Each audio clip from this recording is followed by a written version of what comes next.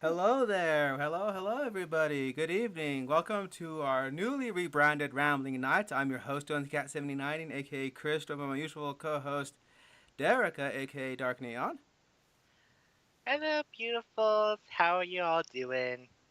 And as a special guest and lovable as a companion as always, my best friend and real life sister, Absolhunter 251, aka Iggy. Hello. Aw, And I bet you guys are wondering, okay, why is this happening now? Well, we've been meaning to get a review of Sonic 3, the Hedgehog, done a long time ago, but life intervened, of course, and this channel has gone through some pretty big changes due to like real life intervention stuff happening. Reluctant for that, but uh, I figured we wanted to launch our relaunch because as if you watched our last end of the year video, we mentioned how one of our members went through some self discovery, and I felt it wouldn't be proper just calling this thing Rambling Bros because sometimes the other bro is a cis sometimes, as in sister, not in as in cis heteronormative, but sister. So I thought we came up, we bounced around a lot of names, and we came around to Rambling Nights because we tend to do this at night. It's also as in knights, as in like Knights of Sidonia, that kind of thing. That's at the round table, and also a little cute little wink to the pseudonym of my friend here. I thought that would be a cute little way to acknowledge that as well. you're too kind. On top of that, knights always come together toward a common goal. I mean, in history, you see like the Knights of the Crusades. That wasn't so good, but there was the Knights of the Crusades, the Knights of the Round Table. Knights of the Round Table with King Arthur. They joined their swords together, and I figured we always come together. Also, me being the idiot Star Wars fan that I am, one of the most peacekeepers of peace and justice in the galaxy are the Jedi Knights, which I don't think we'll be getting Order 66 anytime soon. Hopefully, the way things are going. but Oh yeah, the anniversary viewing of that. But yeah, let me. We have notes here. We don't. We're not shooting off the hook like we usually do. But yeah, we're doing Sonic 3 because that was something we all actually really, really enjoyed for the most part. And I figured we'd be itching to give our thoughts on it. And you thought, well, why did you do this back in December? Once again, I wanted to watch it a second time before I can really give a proper assessment on it. And scheduling just didn't make that possible. No, it did Yeah, not. But yeah, it was even worse for me considering where I live. We had to go through a bunch of dumbass blizzards that just pounded on us. Of course, I did actually manage to see it 4 times in the theater. My fourth being on my birthday. yeah, this is also your birthday month. I figured I wanted to get this done before the month was up because it is kind of a little birthday treat to you to talk about something that you really, really loved. And that was the motivation. So, in case all of you are new here, I'm pretty sure you're not surprised to find out that me, my sister, and my friend here are big fans of a blue video game mascot that's become beloved all over. Of course, I'm talking about Mega Man. I mean, oh, sorry, Sonic the Hedgehog, who, funny enough, Bloober. the Blue Blur. Funny enough, Sonic kind of got into a. During the pandemic times, me and my sister actually shot a video explaining our history with Sonic and everything like that, with a GameCube in the background running Sonic Mega Collection, which is one of the reasons why we actually became into the franchise.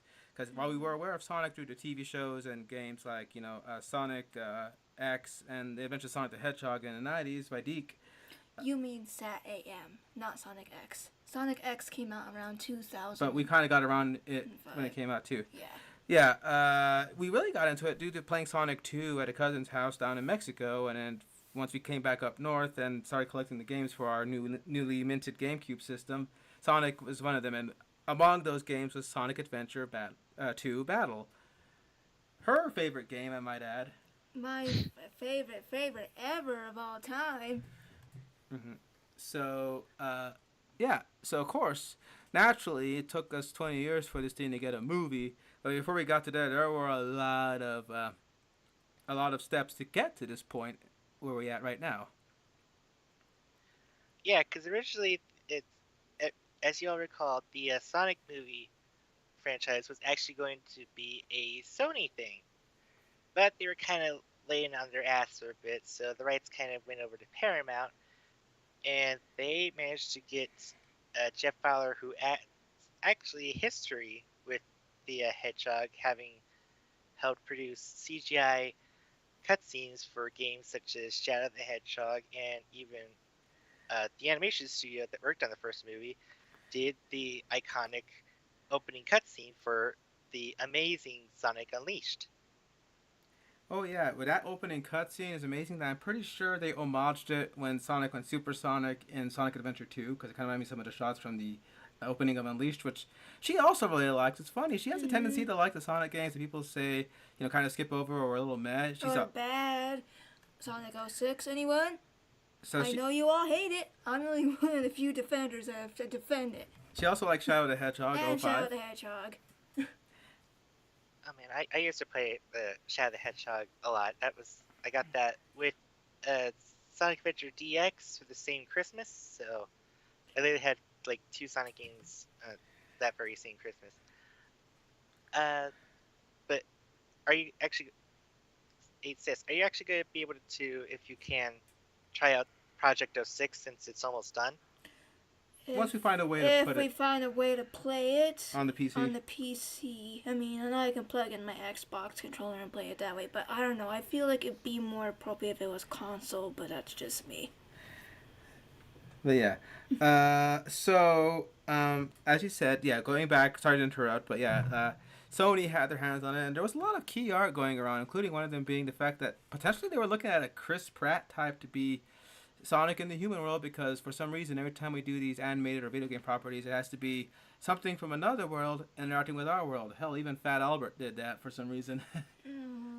But, uh, so there were some worries and concerns people would have about the idea of, oh, well, is it going to be focusing more on the people than on the guy we paid to see? I mean, we all saw how Sony handled those Smurfs movies, and I'm pretty sure had Sony still held on to it, it probably might have gone something very Smurfish, even though you could say that this still kind of goes along that way too. It's able to carve out its own identity, but of course, we all got our. But we also heard gaining steam when it got a big name like Jim Carrey to be involved, and we were like, "Wow, really, Jim Carrey?" And he at that point had already taken a step back from the public spotlight after being in Kick-Ass 2, and he was very apprehensive about appearing in public. Right, but even then, on paper, like people are hearing like it's a live action CGI hybrid. That Jim Carrey is going to be playing Eggman, and it's like when you hear all that out of context, it does sound a bit worrisome. And on top of that, at the same time, we had that deal with that fan made Sonic project that actually was able to get Jaheel White of all people to play Sonic, reprising his role, to show how people would hope a Sonic movie would look. And I myself was never too jazzed by that Sonic movie. Oh, not to say this isn't the first time Sonic's been a movie. He actually did have an official OVA in Japan back in the day with Metal Sonic. And also his cameo appearance for the Wreck-It Ralph movies. Oh yeah, with Roger. Yeah, speaking about that fan film, that thing really disappointed me to an extreme. Like because I actually seen that fan studio Blue Core, their fan film Mega Man, and it's actually probably not just the fan film actually made me think, wow, this Mega Man series, I actually could try that. And I was expecting like a full film, but what we got was just basically just kind of a tech demo. Yeah, and the Sonic is okay, and the parts where it works is fine, but the tone was a little weird. For some reason, they went for a really hard I'm not playing around Eggman, which contrasted with. I personally did not like that Eggman. He was too forced, too edgy for my taste. Yeah, and I guess you could argue that's a harkening back to the way Eggman was portrayed in the comics and animated shows in the 90s, but he was still wearing the classic red and yellow with the big suspenders and everything, so you had the comical look kind of clashing with this barking orders, shouting dictator guy. And now, if he had appearance like 06, or heck even Gerald Robotnik or Eggman Nega type of appearance, then I would buy it. Yeah. And also, Sonic himself was fine, but he had a few weird eccentricities. Like, for example, I think because he's supposed to have quills, they actually give him pronounced quills at parts of his body, but it kind of made him look like he was not finished rendering at times. Yeah, that's weird. That would be something that the movie would eventually get figured out, right? Oh yeah, but speaking of Sonic's design being a tough nut to crack in live action, when we finally did get our first look, we got that little blue outline poster where everyone was starting to go, "Oh no," because you see like this We shady, don't talk about that. you see like this shady outline with defined muscles in the arms and legs, and people are going, "Oh, this is just a shadow." In fact, it reminded a lot of people of that infamous Sonic CD Batman shadow silhouette Batman Sonic thing that they did. It's part of their images. Actually, no, would remind me of that creepy ass Sonic CD screen. Yeah. Oh yeah. The Majin screen. I hate that screen. But yeah. Point is, people were getting worried at that first look, and then we got the trailer where I still have nightmares of that. I'm one of the few idiots on this board that still found the design slightly appealing for whatever reason. It's I funny. still wonder how. Why you. Now, granted, I was actually able to warm up when I saw the poster that showed him kind of still image and actually like. I mean, But in I motion, can, but I emotion was just no. it was I uncanny, don't. and the teeth. It was probably the teeth for a lot of people. That he had very visible teeth that were defined well Why in do his you have mouth. white hands? No. His body proportions was way off. He had a big ass head, tiny little hands, big old long feet, legs. Oh yeah, the legs were very skinny too. It makes me look healthy. Yeah. So yeah. Point is, everybody flipped out seeing that thing in action. On top of that, though, it was people were also seeing a lot of highlights of Jim Carrey in that trailer, and even we said back then, if this thing goes through the way it is, Jim Carrey's going to be the one sole highlight in this trash fire. Yeah. And then, of course, Paramount heard the backlash to that and changed the design to what we actually got now, made by that lovable, by the well-known, regarded fan artist Tyson Hess. Tyson Hess. And when we got the second trailer, where we actually looked more like, well, Sonic. Oh my god, that was like a wonderful early Christmas present. So it was worth the delay. I think I might have repeated that so many times, like in that day. I was off for that day, I believe, because I was just replaying it over and over and over, because it just looked so good. It was like just like waking up from a bad dream and seeing that. It was just So of course the delay did help. It did result in him looking a little bit undercooked in some scenes, but for the most part, he was seamlessly. It almost felt like that was the.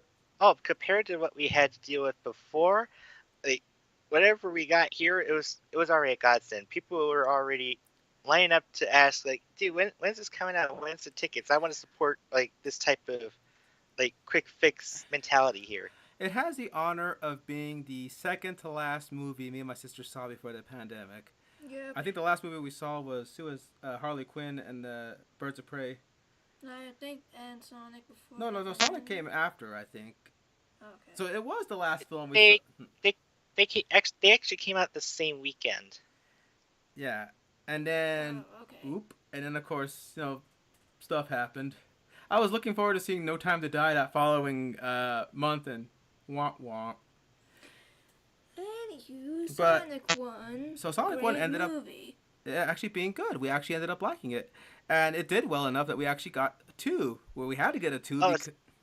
We got 2 had to happen, especially when they had the after credits of a certain two-tailed fox showing up and getting all of us so jazzed and excited about it. Yep. I remember the crowds cheering. The tails popped out of that thing. Tails popped out. Voiced by Colleen, no less.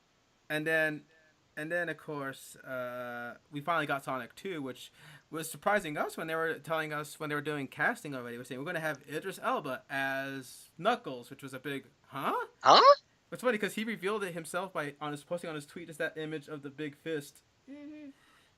And we were getting like, oh shit, Knuckles is going to be in this. And then we got the preview to that, and we were. Oh, you all remember our video of it? We all reacted to it. Yeah, and we all Yeah.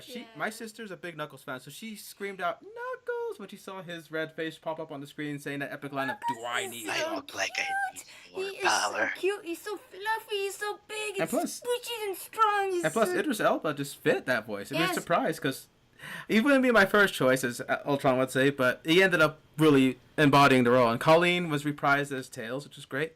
And that movie ended up actually doing so well, more business than the first. Of course, this is on account of having come after the pandemic. So, but that is nothing compared to those last 5 minutes. After we got an epic supersonic thing and we got our beautiful credit sequence animated in games, we get Commander Walters talking with the gun soldier about how they found a black site from 50 years ago. And even before the minute they said 50 years ago, I heard people in the audience going, oh, like they were starting to hype. Oh Like, yeah, Yes. the theater was reacting crazy. They were starting to get up off their feet and just ready. and And then you see the capsule rise up with smoke. and everyone stopped and they were going, oh, and then the shadow just.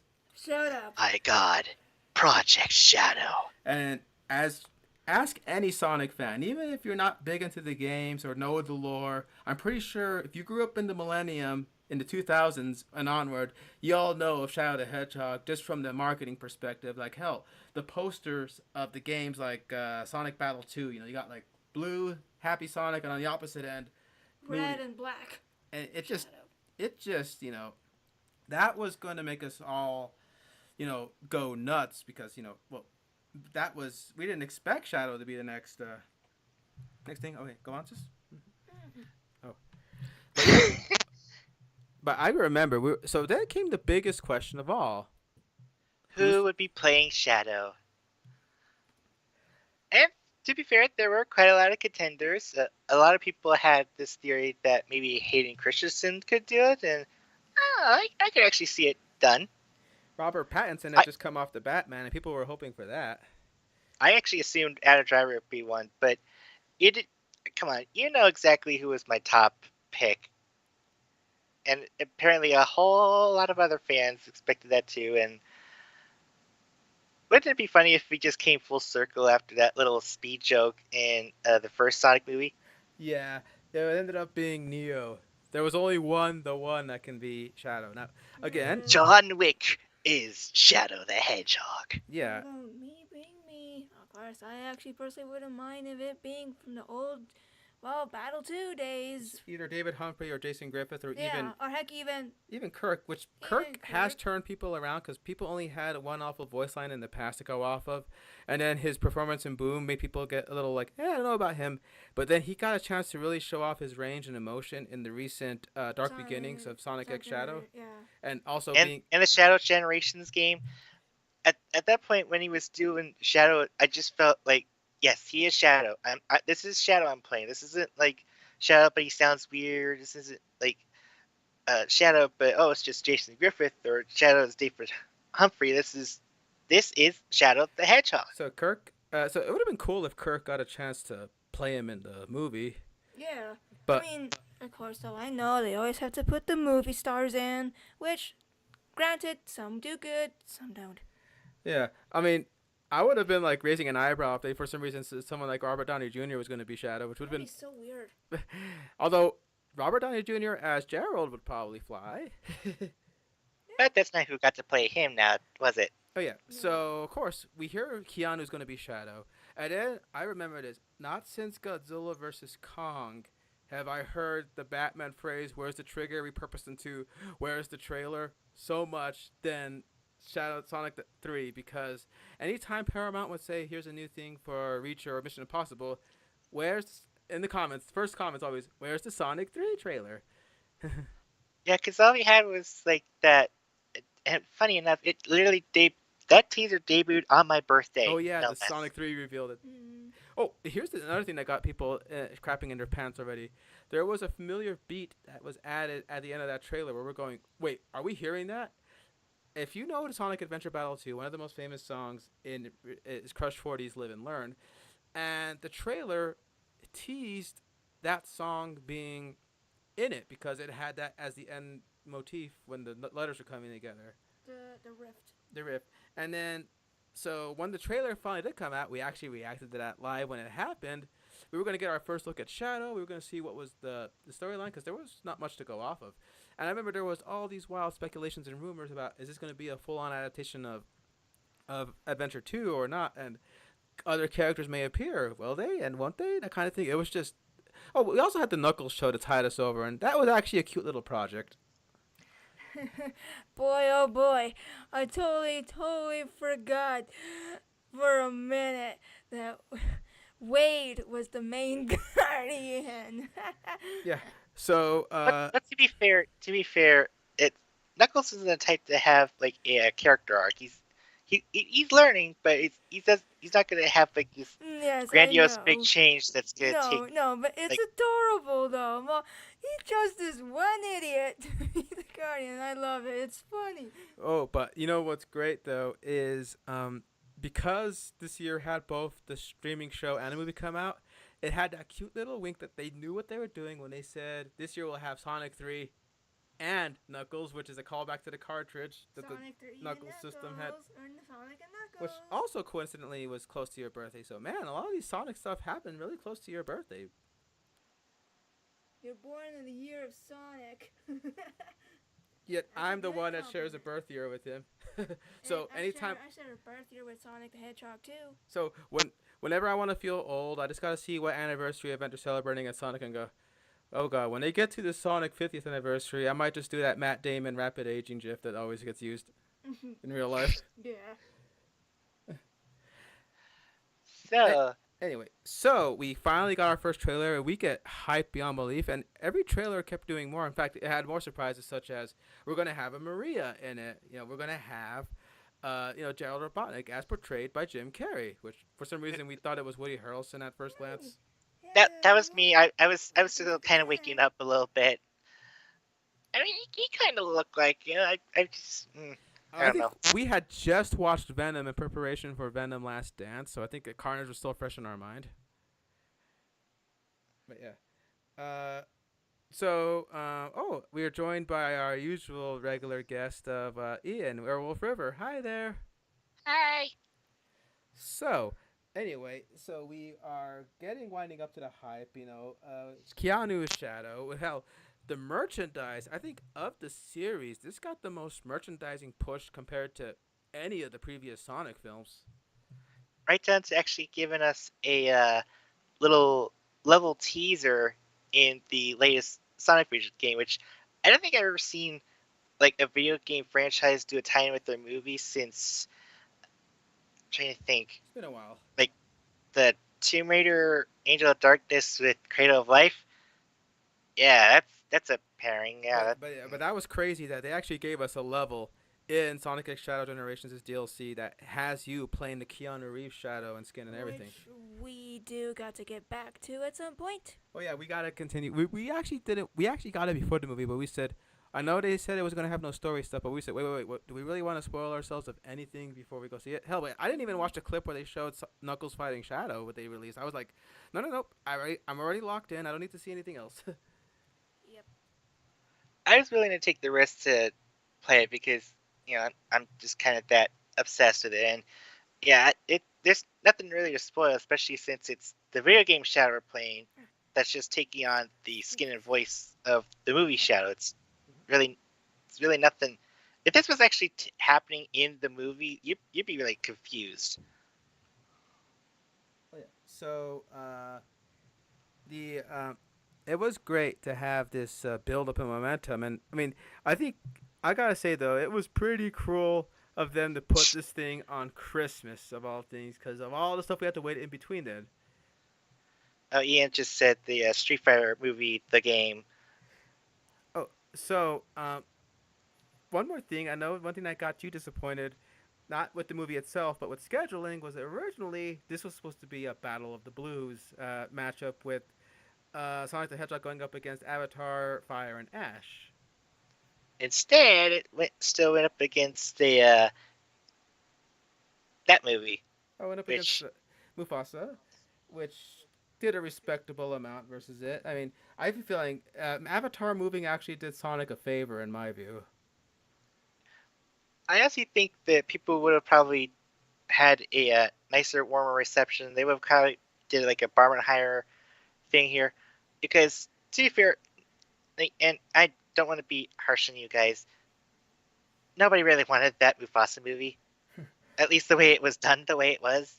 Well, it did. It exists. People actually did give it a chance. Said, "Hey, it's not as bad as what people make it out to be." But it's funny how this turned into a "you got to pick a side" thing, and I'm just going. I'm just here to have a good time. To be honest, I saw it all happening all on Twitter. It was about pretty much Disney attacking Sonic fans and relentlessly saying, "Ha, Mufasa's the better film than Sonic the Hedgehog 3." I saw the inverse. Every time Mufasa would pop up something, you had like a trillion Sonic fans coming in to talk about how this and that on it, and I'm just guys That's going. because Disney kept hiding the numbers. The numbers were not hidden. Sonic the Hedgehog did not do that well in the for domestic markets initially. I mean, they won it for the first week, but overall, it was able to make back its profit. I mean, I don't want to get into the numbers right now, but this wasn't no they were buying out seats to get tickets like they were saying with Captain Marvel, even though that was also a falsehood. This is not, they were bullying out the competition thing. It opened up like third place in Japan. Sonic 3 did, and that was his birthplace. Then again, Godzilla minus one opened at fifth over there. So what do they know about their own imports? I guess. Yeah, the highest grossing Godzilla film is still Godzilla versus King Kong from 1962. No other attendance record has ever been beaten in his homeland. So That's kind of really borked. yeah, well, I guess they love Kong. Shin Godzilla was also the high performing one, but anyway, not Godzilla, but anyway, there was this back and forth that kept going on with the thing, but Sonic was able to say it was able to put a Disney film on the ropes on day one, but it was fighting an opponent that was already blindfolded, so it's not really that big a wow when you think about it. Like, if they had managed to do this against Avatar, then okay, props there, but then I would have to put up with that whole Avatar's not culturally relevant. Nobody really cares about it 10 years later, shit that I've been hearing for the last few decades. To be fair, the latest thing they did where they're going to have a thing that says, not made with generative AI, that's already going to give brownie points to a lot of people. Not when people keep saying they're ripping off Avatar: The Last Airbender, even though James Cameron had this thing in development since the 90s, mind you. But because it's not. Whatever. Because there was the people that said, okay, there's a new air nomad played by Professor Lupin. That's got her excited. That's Thuan Lewis playing a Navi, who's wearing red and yellow. And people are saying, and he's an air nomad. So people are saying, air nomad? Are we really doing the whole don't copy my homework but make it look different thing? Anyway. We're getting off tack here. This isn't the freaking Fox channel. We're talking about Sonic here. Although there is Let's a Fox get on it. back to. I'm waiting. Yeah. Come on. Anyway, so the response was actually pretty good for the most part. A lot of people who were hyped for this mostly walked out satisfied. Mostly. I know for a fact Derica was over the moon. In fact, a split moon, I might add, over the whole reaction to it. And we actually saw it first day one. And I will say that, unfortunately, we picked the general audience crowd because I think all the Sonic fans went to go see it at 3. But the only time that would work for our group that we usually go see movies with is at 7 o'clock because we wanted to eat and go see and everything. And we had the most lukewarm crowd response to stuff. It was general families, and they would laugh at the usual Jim Carrey tomfoolery and something, but they weren't reacting to none of the big moments you knew as Sonic fans supposed to be like, oh, like they're showing the Chow Gardens, or oh crap, that after credit sequence. Like they weren't really that effusive, which is kind of weird to me. Yeah, to be honest, I mean, much as I wanted to unleash the whole Sonic geek Adventure 2 geek in me, I just has to keep it low key, mellow tone, dead. Because we had families and kids. That were not really that. I mean, I think they were more in it for the entertainment value and the fact that it was Jim Carrey than for the IP. Yeah, I kind of feel guilty because my screening had people literally dressing up as like Maria and all that. So. Oh my God! You had the Marvel style crowd. I still kick myself in the butt because I wanted to get a picture, but oh god, this damn bladder of mine! It had, after sitting through the entire credits to see the extra cutscene, because of course I don't want to miss out anything on Sonic 3. it just had to be dealt with. Oh yeah, but still amazing. Like she did bring her little shadow plush with her because, those in the know, she did have a little brief spell in the hospital, but one of her gifts from that was a little squishmallow of Shadow the Hedgehog, and she took it with her to go see the Oh, I Shadow have a movie. Squishmallow Shadow. Well, pretty much little squish shadow or the tick, the little black tick. Pretty much he was my little So, assistant when I was in the hospital. But I'm so, all better now. so he's not as big as this one I'm showing you here. No. Well, he's about the size. Oh yeah, you have your camera on real quick because I'm not seeing. I should. Hang on. I Yeah, I have a camera on. I'm not seeing it on my end. It's, No, it's okay. It's okay. You could probably just send it as a snapshot via Discord, maybe. if you know, Skype is not wanting to share. Anyway, Anywho, I went with my Tails hat and my Sonic T-shirt. I'm pretty sure people thought I looked a little goofy, but I didn't really give a crap. I actually went to see a viewing where there's like a reactive seats that kind of jostle with the movie. So 4D. yeah, it wasn't like the full experience. Like I wasn't getting sprayed with water and all of that. But especially when Shadow was doing his glide across the Tokyo Bay, escaping, like the seats kind of like moved with him to do his slide run as like. They kind of think of like that Transformers ride we went to, but where the seats would kind of move, like where the thing was going again, but cool. only for select scenes. Because if they did that for the entirety of the Sonic movie, I think everybody would be losing their lunch by the middle. Yeah. So anyway, the response was actually quite well receptive. I did see some actual like die in the wool Sonic fans who had major gripes with certain characterizations and stuff like that. Others saying, we'll get into that when we go more into detail. But it was and there was others saying, how they were treating it like the second coming. I guess because we haven't had such. I mean, we're in a new era, a brave new world, mind you, that where some of the stuff that was top dog before are now kind of on the ropes. DC, Star Wars, Marvel. So to actually have something crowd pleasing again was probably good for the people.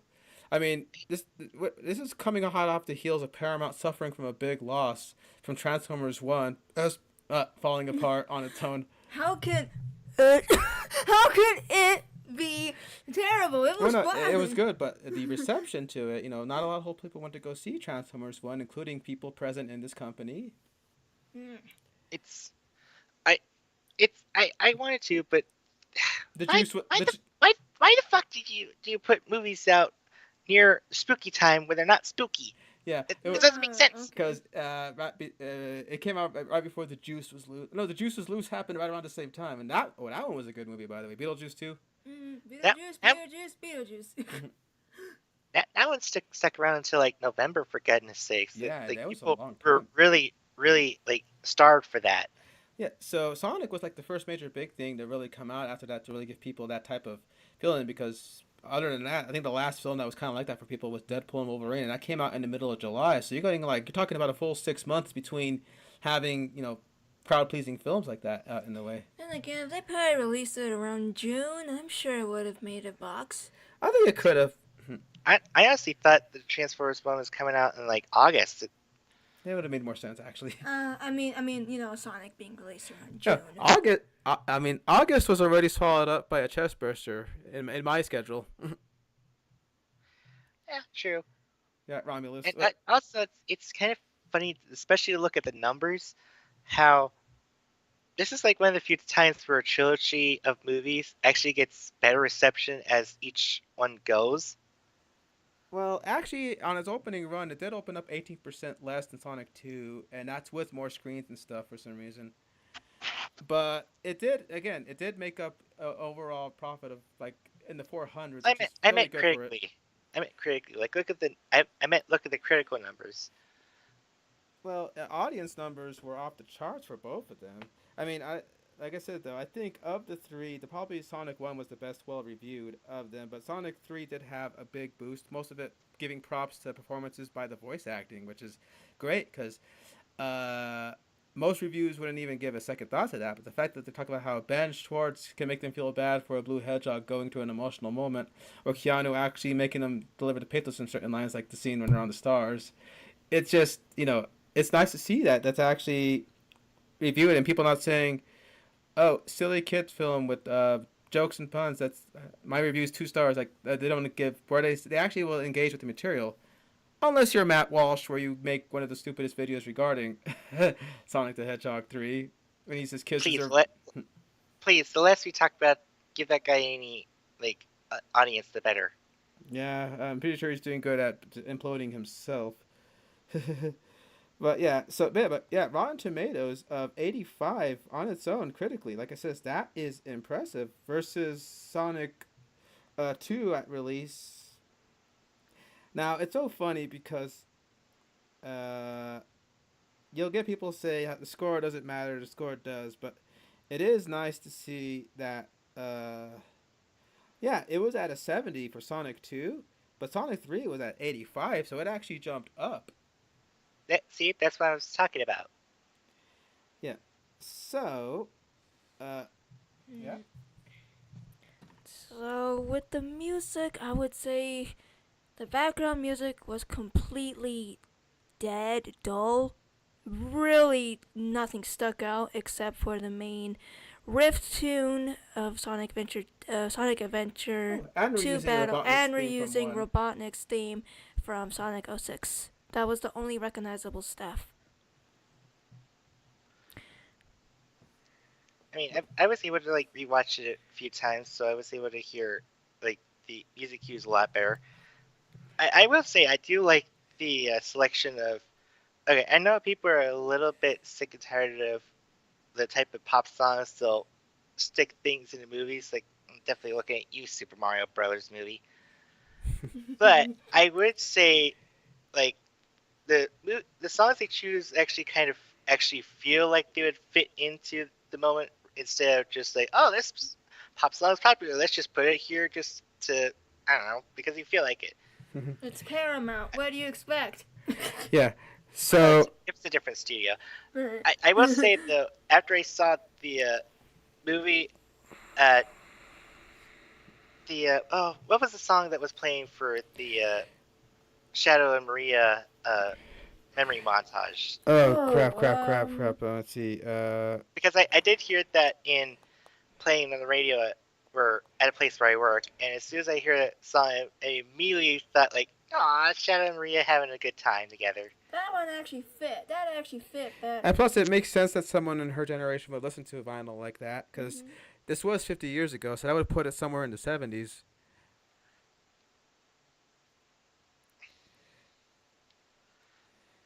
So there's like, it's all right.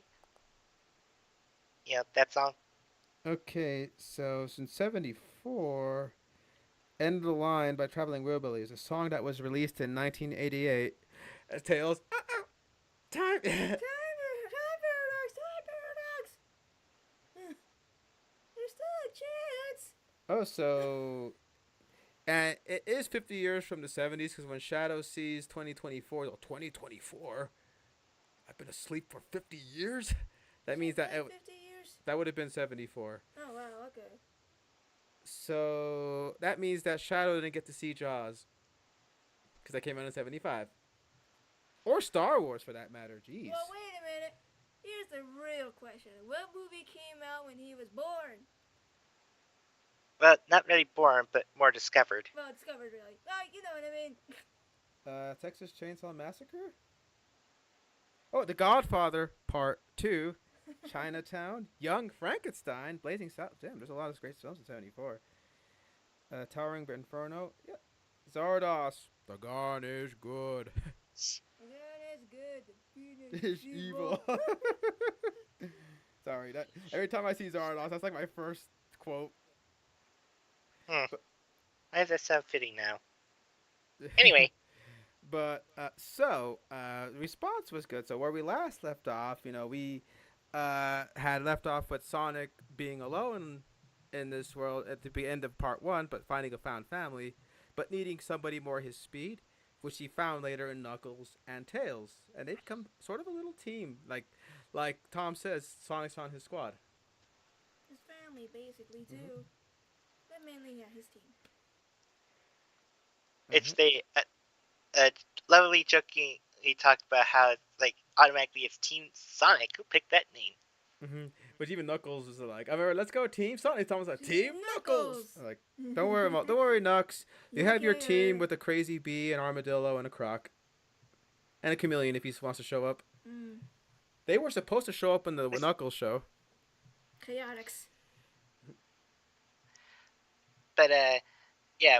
Not only did we leave off there, but we also left off where the hidden facility that was mentioned seems to have a little bit of a snafu as someone unintentionally set up the systems that's been keeping Shadow in hibernating stasis. And oh boy, he's not having a happy wake up call. Well, I'm guessing it was an abandoned black site, but once they rediscovered it trying to purge Robotnik's files, they ended up populating it with gun people to keep a eye on him, I guess. And they have like 13 people watching him. So of course, when he wakes up and dispatches them, that's like we need more guys. That's all Also, the guys. as a quick aside, Jeff Fowler intentionally loves to kind of reenact certain aspects of things that he's worked on, especially with the Shadow the Hedgehog games. So yeah, that whole scene where he's kind of like punking those gun guards are both from like the opening of Shadow and one of the cutscenes. If you're starting to go bad, Oh yeah. stupid humans. When he starts hitting them and all that stuff. That Yeah. so like it says, that was a way to open it up. Although I will say it is a little bit. I understand it's a different tone. It is a little sad that when we opened up, we didn't open up with the usual Sega montage and the music doing the whole Sega, Sega. It went right into the dun dun dun dun to go into the shadow bits. So I get it. Uh, but I love the wind up that both Sonic 1 and Sonic 2 had to like get you really hyper. Oh, we're really going into this. And Sonic 3 went in a different direction because, of course, we're opening up with Shadow. But And to so well, I we. guess we kind of sorry, we're kind of like to be fair, I was the one that kind of wrote our notes here, and I kind of might have jumbled it a little bit. I think the adapting part should come right after the character discussions. Yeah, yeah, we'll move that down there. So we Okay. could talk about like some of the humans. Oh yeah. So Tom and Maddie are still there, played wonderfully by James Marsden, and I gotta get her. Tika Sumter. Yeah, I think it's up there. Oh my god, I gotta love how Maddie's become so beloved by the fandom that there's also a funny running thing about her outfit that we'll discuss for when we discuss the post credit sequence. But people like to joke about how she was wearing a certain color for a character, and that character appeared in the credit sequence. Like she was wearing yellow sweater before the meeting with Walters, and next thing you know, we get uh, Tails popping out. And then she was also wearing red with a little bit of black inlay. But And Nux showed up. people will probably like wave it off as like, oh, that's probably for Knuckles. But then, wait, she's got a little bit of black. Is it black and red? Say, oh my God, it's Shadow the Hedgehog. So, yeah, so she's been pretty. She's really good at being like the counterpoint to Tom's comedy because James Marsden is a funny man. I will say it's looking back, it does feel like James Marsden really doesn't have the best luck with the third movies. Or Well, he kind of gets a little bit less screen time, but to be fair, he gets a lot more screen time here than he did in X Men. Like, yeah, because oof, they really okay, did him dirty in X Men. I know we're doing spoilers, but already, but I gotta say this already. If I had a nickel for every time James Marsden appeared on a threequel only to be unceremoniously killed off, thankfully I have one nickel, Huh. which is because there was Which a is weird to bring up, but it's weird that it almost happened. Yeah, because I swear, I had that. I was gonna make that two nickels joke when that point come in where he wore the Walters disguise and got in the pathways of Shadow. Cause oops. Ian says, when he sees us with his infant, he's gonna be like, you know, like some type of angry recognition. Oh yeah, we're bringing up Jurassic Park. That's Yeah, but point is though, he does get a few more funny bits. There's a great moment that killed with our audience that actually did laugh at a lot was when Sonic and crew were away, so they were able to use the quiet time to actually come up with hobbies, including Tom picking up ventriloquism with little Tom, that puppet, which made everyone laugh with the ever. I wish you'd get rid of that thing. I wish you'd get rid of you. Like even we would. Everyone like, okay. oh. That's kind of going far. Yeah, that made us laugh. I wish he could get rid of you. He's like, I'm like, dude, shut up. He's telling it to his puppet, and we're going in blind, stuff like that. That was great. Like James Marsden does have comedic chops. Like if he would do great in a lot of funny movies, to be honest. And of course, so I mean, the other best human in this movie, of course, is Robotnik's reliable partner and assistant in Agent Stone, where he comes to us with an epic action sequence that feels like it came out of something from like The Matrix or whatever. Konnichiwa. Yeah, when Stone showed up and he's like doing, it was the first hint that it was Stone was the whole doing the Robotnik hand gestures. Yeah. Hi, kitty cat. It's the gold milker.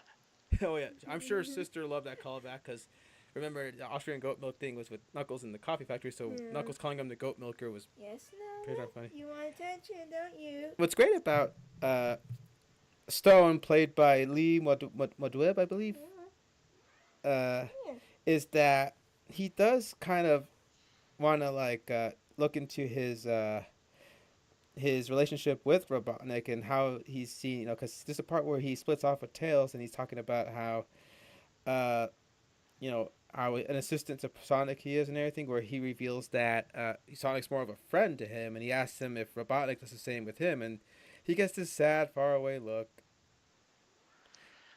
I just say it's fun to have like the fandom have openly welcomed Agent Stone in, much like to list all the ways how DC fans accepted Harley Quinn in from the Batman animated series. Two different Marvel times, first being Laura X-23 from the Evolution show, and then Agent Coulson from the MCU. And now we have Agent Stone being welcomed in from the Sonic movies. In fact, we even see fan art of what people would hope like he would look like as a Sonic character, like in the Sonic games. So Agent Stone has actually, you know, really become a fan favorite. Like, do you have any funny thoughts on Stone, sis?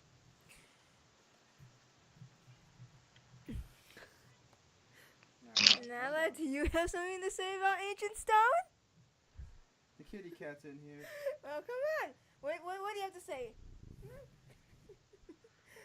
I hear a purring, so that's a positive. Well, you got the approval from my cat. Nala likes Agent Stone.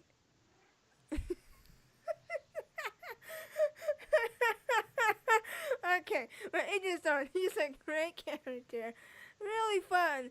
And I personally wouldn't mind seeing the endless gif of him just dancing with the lattes he makes. Oh yeah. And okay, I'll say this right now. One thing I love about Sonic 3 is how much it feels like a continuation of Sonic 1. Not that I'm saying it doesn't continue Sonic 2, but it does make a lot more callbacks to stuff that was established in 1 and stuff like that.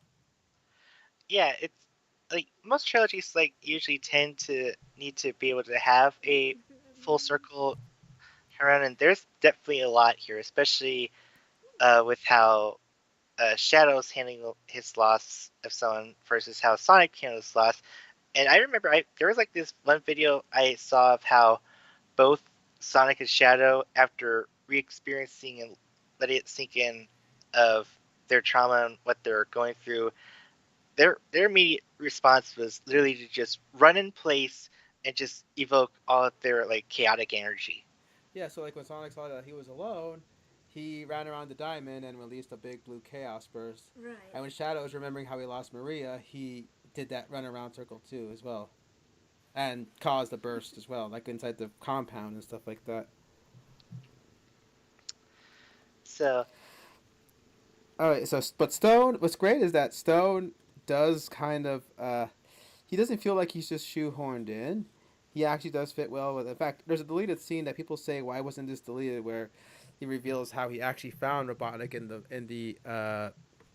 the rubble of the Death Egg, and nursed him back to health while he was all crippled from the stuff falling on him and everything like that. I would love to see that scene. But I think also for some reason the original idea was that not in Tokyo, but that they would find Agent Stone in Mexico, and you'll see that there's a concept art that shows the giant egg crab next to a Mexican gas station, and that's why they're playing telenovelas. And they said even though they changed it to Japan for convenience sake, they still kept Robotnik growing a love for telenovelas with the whole twin brother thing and everything. Hmm. Mm-hmm.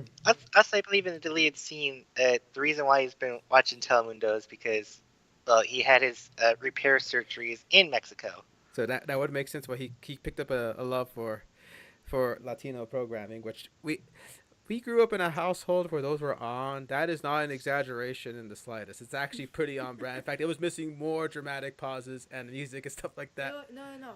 It was missing the dramatic zoom-ins. Oh yeah, there was a lot more No, dramatic. no, it did have the zoom ins, But especially when Hermano reveals himself out of the closet.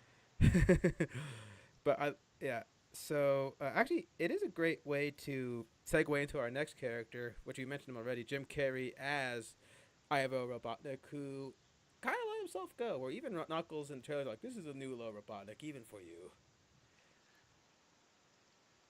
Which again is more Doctor trailer footage because they're just more like shocked that he's even alive. Mm-hmm.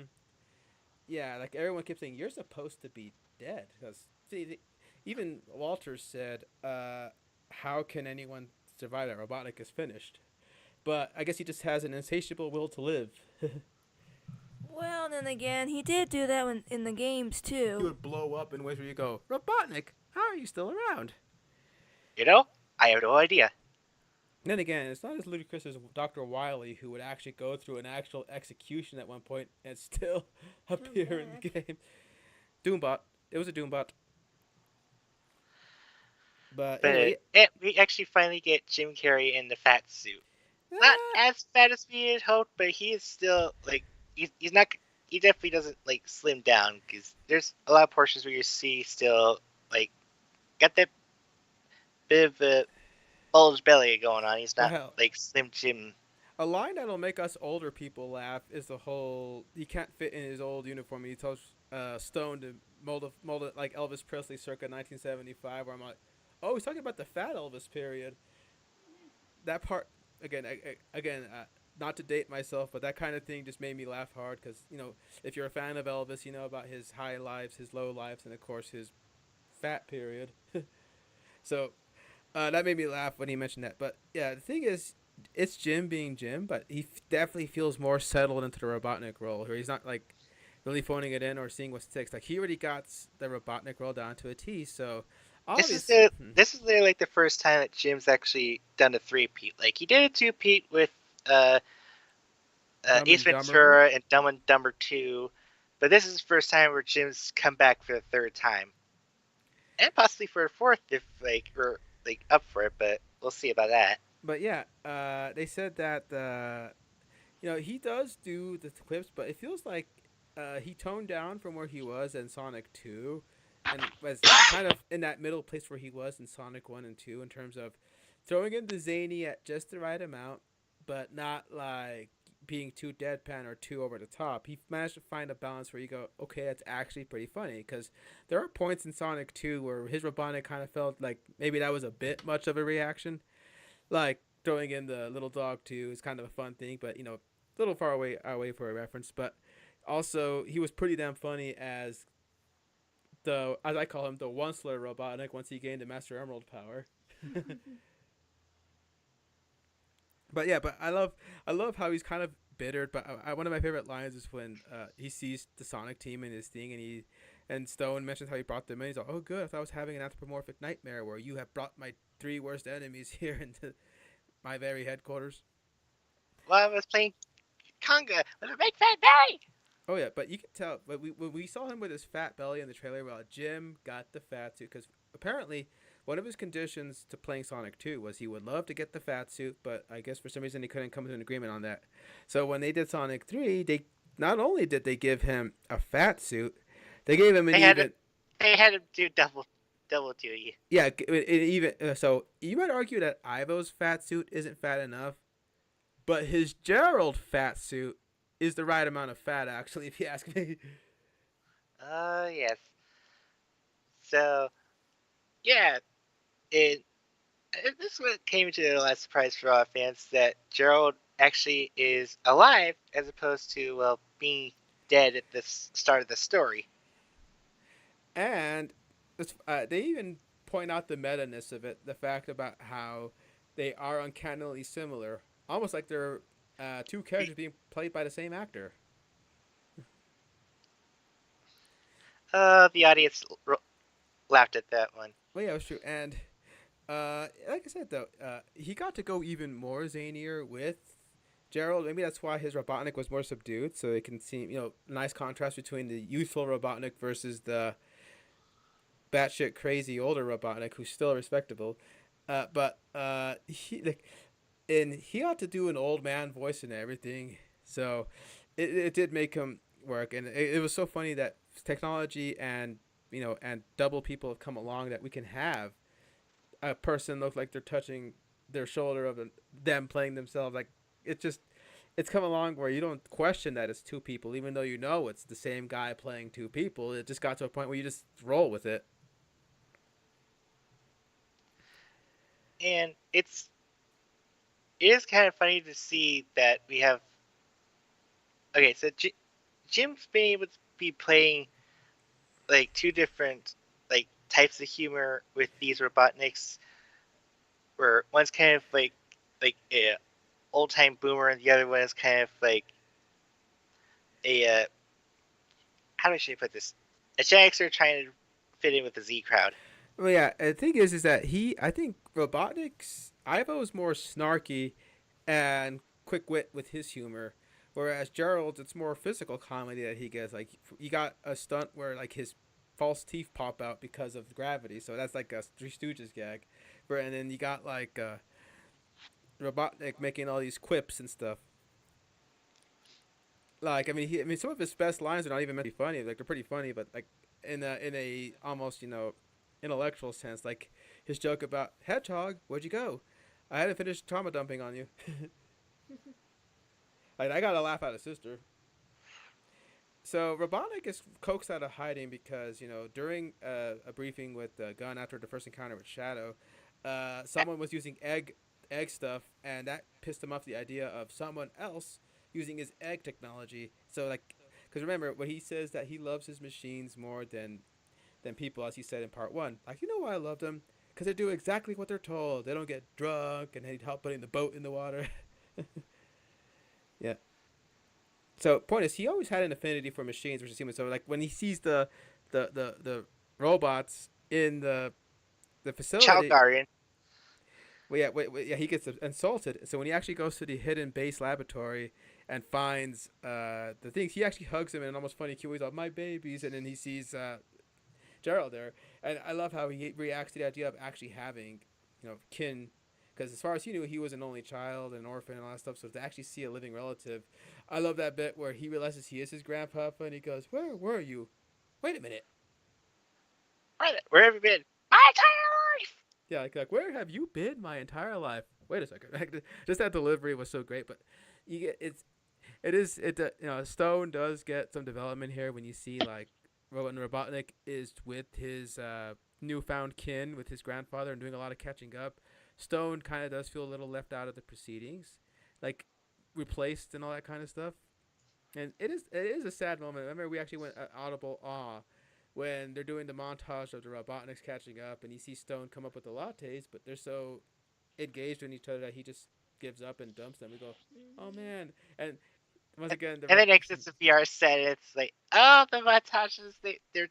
They're fast forwarding all the experiences. well, yeah, I mean, of course, I remember in the trailer, one baffling bit was when, because it was coming on Christmas, they made a gag where it's Robotnik poking out in the little Christmas pajamas, and there's Gerald as Santa, and this makes her laugh every time she sees it. He screams and jumps up right on top of him in a glomp.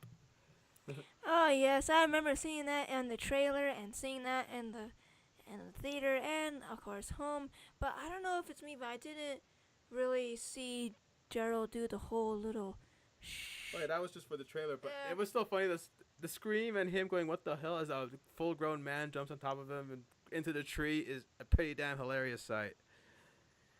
Speaking of Christmas, like you also quickly mentioned like the the genius marketing that they like Oh homage god, so many Christmas posters. yeah, like Home Alone, Die Hard, Christmas with the Cranks. It was just an The amazing. Grinch. Hmm. So it is fun to see Jim Carrey in so much makeup acting in such a cartoonish way because this harkens back to the way he acted in The Grinch when he was under a shit ton of makeup and had to emote and everything and still be pretty damn funny. Now, granted, this is a little bit more graceful and merciful than that get up. Like Oh god, he hated that costume. I heard I think on the day of finished shooting, he just didn't even bother. He just started ripping that stuff off like and saying, "Yeah, I don't have to ever put this stuff back on again." Although, he did say like if they ever wanted to make like a Grinch sequel, because there is technically like a Grinch sequel book. He said he'll only come back if they were able to, like, he'll be able to wear the suit. It's just the makeup that he just can't stand. So he's kind of infamous as like, technology has come a long way. Maybe they could, because I did work on that Christmas Carol, that kind of mocap. So maybe they could do like a combo where I wear the Grinch suit, but I don't have to have the makeup to just mocap that and capture my thing. Then I'll probably think about it. well, yeah, like Planet of the Apes has come a long way. Hell, we even had that odd movie, Better Man, about the musical life of a musician where he's portrayed as an ape, and that looks pretty good. But So but yeah. yeah, Anyways, Jim. Robotnik's. I will say Jim Carrey managed to find a way to during the third act to bring Gerald back to being a little more sinister when he actually like lets the guard down and actually shows his true colors and really shows how like losing Maria really messed him up. Yeah, because there were some people who have disagreements with the portrayal of Gerald in this one, where he was either way too comical for a character that was so tragic, or way too sinister for a character that they say new media has helped us find more sympathy for. Especially if you played the new Sonic X Shadow Generation storyline that features. Let's be fair, like those types of portrayals occurred before the tragedy happened. Like let's not care ourselves. If whenever tragedy happens, it changes you. Especially if it's like a person you really care for and you hear that they were like passed on in the most horrific way. Let's not forget this is a kid that got gunned down in the games. Yeah, so and people like don't forget Gerald's first response is to be defiant while facing public execution and say all you guys are gonna pay one day. As my sister knows, the whole speech, all of you ungrateful humans who took everything away from me will soon feel my loss and despair.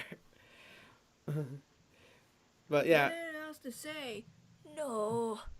mm-hmm, yeah, yeah, So I'm burning it all down. yeah.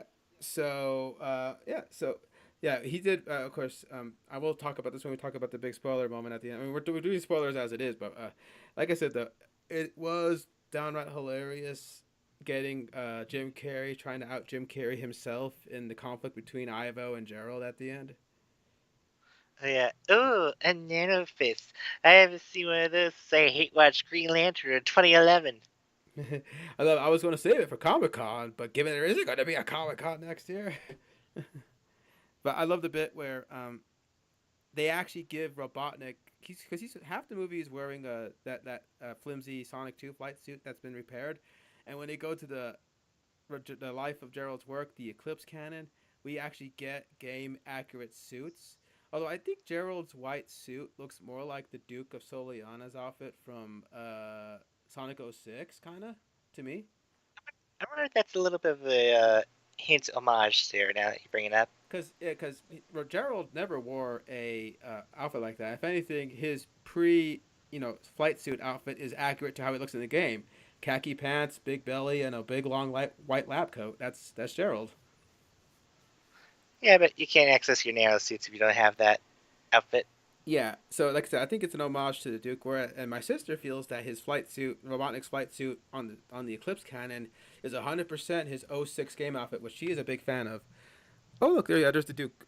So Yeah, she's showing I me the Duke I image right can now. see the whole image that Gerald's outfit would actually represent that. But yeah, the yeah, so but he does pull off double duty, and Jim Carrey was always a bit of a question because we knew that they killed him up, supposedly killed him off at the end of two in case he didn't want to come back because he announced he was officially retiring, and he said, "Unless the angels give me a script written in gold, maybe I might come back." Well, Jeff Fowler said, And then and then and then what did he say when the movie's like in its hype period? It's like, well, I kind of need money. yeah. On top of that, J- Jeff Fowler did literally deliver a script to him of the Sonic the Hedgehog 3 script written in 24 karat gold ink. So Jim Carrey literally got a script written in gold. Oh yeah, that's the perfect outfit right there. She's showing me the '06 outfit, and that is what Jim Carrey's flight suit looks like. It looks a lot like that, and I'm the only one that likes '06's design. He looks so again realistic, but also still cartoony. Hmm. But yeah, Well, to be fair, the outfit actually is kind of like how he looks in most of the modern Sonic. It's just Well, well, the little tassels is what you're it seeing. just looks much more better, more refined, yeah. in my opinion. So, but yeah, Jim Carrey and Ivo ends up surprising Ivo. us by getting a heroic turn at the end, where when the Eclipse cannon has gone out of control and risked still irradiating the world and killing everything, he decides to actually do the noble thing and stay behind, in the most Jim Carrey way possible. Hmm. But let's quickly divert away. I know there's like other humans like in this like a quick like hello goodbye with Wave. That was kind of, we already had enough Wave with the Knuckles It show. made me laugh so hard to see him though. And then we had Kristen Ritter as Rockwell. Commander Rockwell. I remember when people saw that her name was on, and like there were so many speculators say, "Oh my gosh, she's gonna be the voice of Rouge." Rouge, like, Or and Jeff, Blaze. I was like, "Look, guys, the audience is not ready for this yet. We're still trying to get traction here." And then on top of that, we also have Olive Garden guy back again, Commander Walters, who is actually not a joke character this time around because you see him as being the one general that that signs off on Robotnik's tomfoolery in the first movie, where even the other guys are saying, "You're not talking about that guy, are you?" Well, yes, he's really good, has a successful track record here and there. No man existed, and he gives them the Olive Garden card. And then when you see him in part two, It does kind of make sense that he does keep tabs on both Robotniks. Is he worked with the grandfather when he was like younger, so of course when he finds there's another Robotnik that has like the same like IQ level as Gerald, of course he would probably, actually now that I think about it, maybe he actually unintentionally made it so Ivo would actually be able to work with the government in a way. yeah, so Walters ends up like actually once Shadow is free, and wreaks havoc on Shibuya. He decides to come forward to the Sonic team and give them like info on like, okay, this is the backstory on Shadow, and I was there. He knew Maria and everything. In fact, it was his insistence that Maria be allowed in there when everyone kept saying, "Hey, you need clearance to be back here." But Walters was the guy that's all like, "Yeah, yeah, she's good. I know the doctor." So I'm sure he feels heavily at fault for what ended up happening to her. And yeah, so he kind of it's kind of questionable if he actually meets Antagonized, but we haven't seen him after. So yeah, Olive Garden guy is dead. There's a meme that says, "Eat at one restaurant one time other than Olive Garden, fucking dies." Or and someone said this when he told Sonic that here, take this, and he's giving him the key to the Eclipse cannon. People said, "I half expected him to pull out an Olive Garden gift card, flap." You know, I don't blame them. I personally thought that was gonna happen. Like, here, take this, and it's Take an this. Olive It's an Garden. Olive Garden. It's like And so it's $25. Now, but there is not clear if he died or not because Agent Rockwell doesn't seem too surprised to see him still around. She said medevac was inbound, and when he showed up, she said, "Oh, you are alive." She doesn't really question that someone they probably confirmed time of death of is still walking around. unless it's a Nick Fury situation. And speaking of gun, we also technically have uh, Rachel and Uh, uh, Chad. shoot, it, Chad. yeah, Chad. Although they're not really there, it's complicated. They're basically like hologram like disguises that Tom and Maddie wear on. So yes, Maddie is literally playing as her sister, which is kind of genius on Tails' part. Like, who else would you have to portray someone who actually had to grow up and put up with their bullshit It for is years? funny, unintentionally funny to have a white guy like Tom play Chad, though.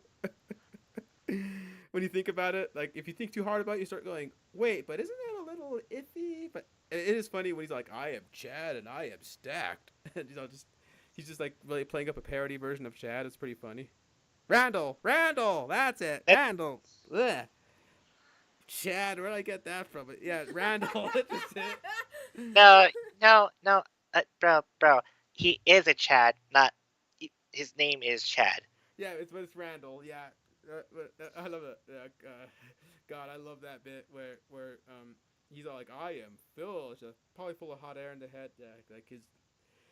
But it was nice to see But them. how would you say? It's say, pumped, ripped, or shredded? Hmm.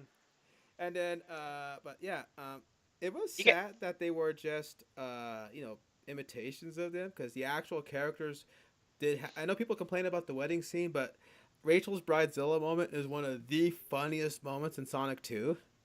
I in a different Patreon, and I hope they're actually listening to this. Uh, two moderators who are a couple have actually kind of caught up and watched the Sonic movies, and one of them is kind of a little bit sad that Rachel wasn't actually back because she loved her in Sonic 2. Yeah, sorry, Thieves. I hope she comes back for part 4, but eh. The actress did say, if they want me in the trilogy, I'll be down for it. She said she'd be down for coming back as Rachel again.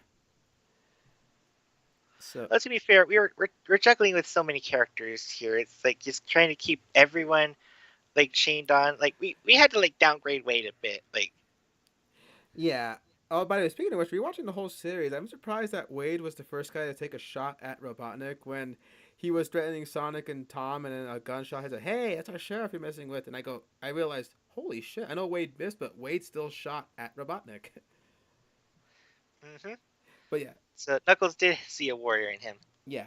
So speaking of Knuckles, perfect thing. Oh God, I know there was worries that he was made to be, this tough noble warrior in two, and that a lot of the joke scenes of him were of him in the trailer, like him saying stuff like, "I actually want to fight Sonic," and the whole, her favorite joke with the whole, "Is that Detective Pikachu there?" Haha, it does look like a Pokemon. Pika Pika Pika. Pika. Which that is now a reusable meme GIF, just Knuckles going Pika Pika Pika. But you can tell that Idris Elba really got. He says he loves doing the voice that way because he really found a stride for it in part two and the Knuckles show and this. So what's great about Knuckles is that even though he is a little more jubilant and joyful at times, he's still that tough as nails. Give you tough love when you need to. Support when he needs to be. Yeah, he might be a little bit dense about like certain details, like break glass in case of emergency. I will shred that glass to its utter demise. I Eh, will rip and burn it down like the sand that has been forged. Yeah, okay, we get it. Right, she did love that. But Knuckles, you know your position, right? Break glass in case of emergency. But yeah, his Knuckles is technically the most powerful member of Sonic Team because, as he likes to remind us, his body One is. million% muscle. In fact, yeah, they make a callback to that when the friggin' car gets thrown at him and he catches it like nothing. Speaking of which, how the hell did Shadow throw that? Explosion? No, Okay, I'll go with that. yeah. But, yeah, I mean, the way it was thrown, you would have thought the T Rex from Jurassic Park threw it, right? But yeah, uh, this is why I left Tokyo. yeah, but Knuckles again, he does have a great character moment where when Sonic in a fit of grief is asking to use the Master Emerald, even though they made a vow to not use it as a first resort. And even Knuckles is like reminding him, like, "Hey, we made a vow, an oath, and all stuff." And he's like doing the whole honorable stuff. And we thought, "Oh God, here we go. We're gonna have another clash, another thing." But the crazy thing is, Knuckles is usually seen as a hothead, but if you look at all the actual games, he's actually the most level-headed guy. He's usually the first one to like take a breath and look inwards. Sure, he'll have outbursts, but he's not a raging psychopath like Kachan. We really got to get back to my hero. Yeah, but that's the thing is that, I'm glad that the movie remembered that because Knuckles was able to tell Sonic that you're going against everything you stand, but I won't stand in your way. But you have to get past my warrior and stuff. But basically, yeah, Basically, Knuckles was in the right in pretty much stopping Sonic, and it really shined that to know that pretty much Knuckles has some well brains to because him. he is he is. He's definitely far from the booms, Knuckles. Like He I think he we he, he I actually think we reminded can me. find I think we can finally put a capstone on that portrayal now. I would say now that he basically the way how Knuckles was portrayed in this movie, it's a great callback to Sonic Adventure 2 Battle Yeah, Scott and Dreyer, which we yes, actually got to I meet. did get to meet the famous first ever Knuckles, Second Knuckles, but yeah. second Knuckles whistle. But you know what I mean.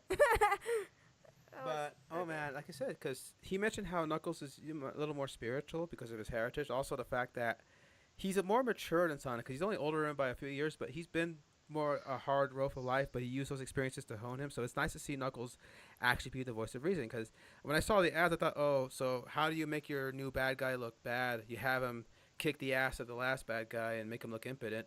But while he did get beaten by Shadow, he beat all of them. So it wasn't like he just mopped the floor with Knuckles to show off how strong he is. That it actually, made sense within the sense of the story, and it did so without diminishing Knuckles. Because how many times have we seen a movie where you have like your favorite character, and then they do him again in another movie, but to show the threat, they just nerf him completely. Hulk, sorry. uh, yeah, I thought that they handled Knuckles well, and he's still funny. Like he got like the goat milker line, the break glass in case of emergency, whole thing. I love the fact that he's the reason he busts the gravity transport systems, where even Sonic and Tails have a face of like, oh god, Knuckles, you did not just do that. But he also has the big moment where he's the one that actually saves Sonic and Tails on Earth reentry. Oh, on top of that, Knuckles also gets a call back to the games in which they go into the old abandoned silo, and Sonic says this place better not be haunted, and Knuckles, the fearless warrior, has a look of like, no one said anything about Ghost being here, because one of Sister's favorite lines from the Sonic 2 is when Knuckles is in the pyramid and he goes, "What's that over there? A ghost?" And I love when he says, I fear no ghost." That wasn't what you said at movie night, and they show Casper of all things giving Knuckles the frights. I always start laughing whenever I see Sonic and Tails like freaking out that their hands are being crushed, and Silver Robot is going, "Ah, that's how it feels." But oh man, yeah, but I thought Knuckles was really good at being the rock of the team, and they did so in a way that made him still, funny with the tone of the movie, but also not make him look like a complete dumbass, which was the worry, because uh, all you gotta do is look at a few ill-conceived fan projects to see how it's easy to mess up a character like Knuckles. You either see him as the raging hothead or the guy who won't get off his emerald, and you room for little growth. But I think the Knuckles in this movie had some growth compared to where he was at the end of part two And the Knuckles show. and the Knuckles show. All right, and we're going on to my next favorite man. Oh, anything more you want to say about Knuckles? To Well, me, I actually hope I get to see Knuckles and Shadow together. Oh yes, Idris Elba and Keanu did express interest in if they ever do a spin-off, it'd be cool to see Knuckles and Shadow on the road together or something like that. it is kind of weird how they want those two specifically, and I think like, what in the world is like? Is there anything that connects those two characters? The only thing that comes to mind is that one YouTube channel that has it's called Emerald Masters. This kind of has Knuckles and or Shadow just doing Let's Plays of games or just reacting to Sonic stuff. Well, I think the red and black color scheme sells itself, I guess. I suppose. Yeah, so we're going on to my favorite character of the franchise. Second favorite character, actually. You know who the other one is. We'll get to that when we get to that. uh, is no, he's my first favorite. Yeah, Miles Tails Prower, the lovable little fox, boy genius, played by Colleen O'Shaughnessy. Once again, still proud that we have like a voice actor getting. Well, to be fair, it's not top billing, but even in the end credits, like freaking like James Marsden and Keanu didn't get top billing either. So No, what's funny it, is it's still top billing in a way. so he actually upped his game of inventions because he's able to build full-fledged holograms and almost like the life model decoy mask that they wear in the Avengers movies. Oh yeah, with that was for Tom and Maddie to sneak into the gun headquarters in London. Not only that, he's also great at making very deceptive high-speed holograms that could even fool Sonic in high speeds. Because getting holograms to look solid and plausible at such high speeds has gotta take a lot of processing power to do. Yeah, I love how he engages that to give Sonic a distraction for the Happy Bee Earth Day. I love he's a Happy Beat Bee. Arthur Day. Somewhere Ryan Reynolds is like giggling in the corner and he doesn't know why. And he doesn't care. Whip, whip, spin, spin, whip, whip, spin. Bleh. She was part of that project too. So that was my first thought of hearing B. Arthur.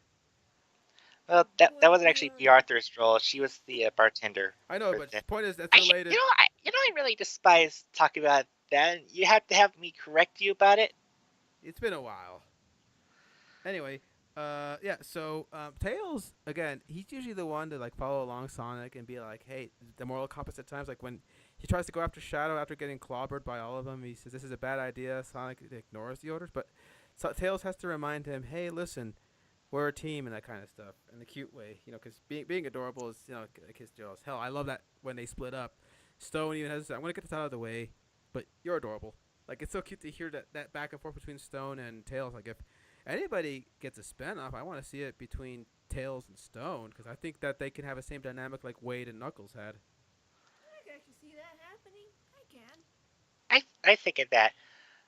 But speaking of the brains, it's really nice that Tails was actually able to help set up their little heist operation for London. He was basically the Benji that Simon Pegg was playing in the Mission Impossible series. Like, I swear, if Benji dies in the next Mission Impossible movie, like I'm leaving the theater. I just like of all characters, no, that one I can't. No. I don't know. I think. Well, I'm not gonna guess on that. I can't even say Ethan with certainty or not because look, this movie does. We're getting way off topic, but speaking of which, they even made fun of Mission Impossible and mentioning the laser rooms. Like we gotta get Tom Cruise on this, and even tells us I don't even think he can get past the next laser room. It's even more funnier considering. What was it on your first viewing? Did you see a trailer that was attached that had the next Mission Impossible, like Final Reckoning? Yes.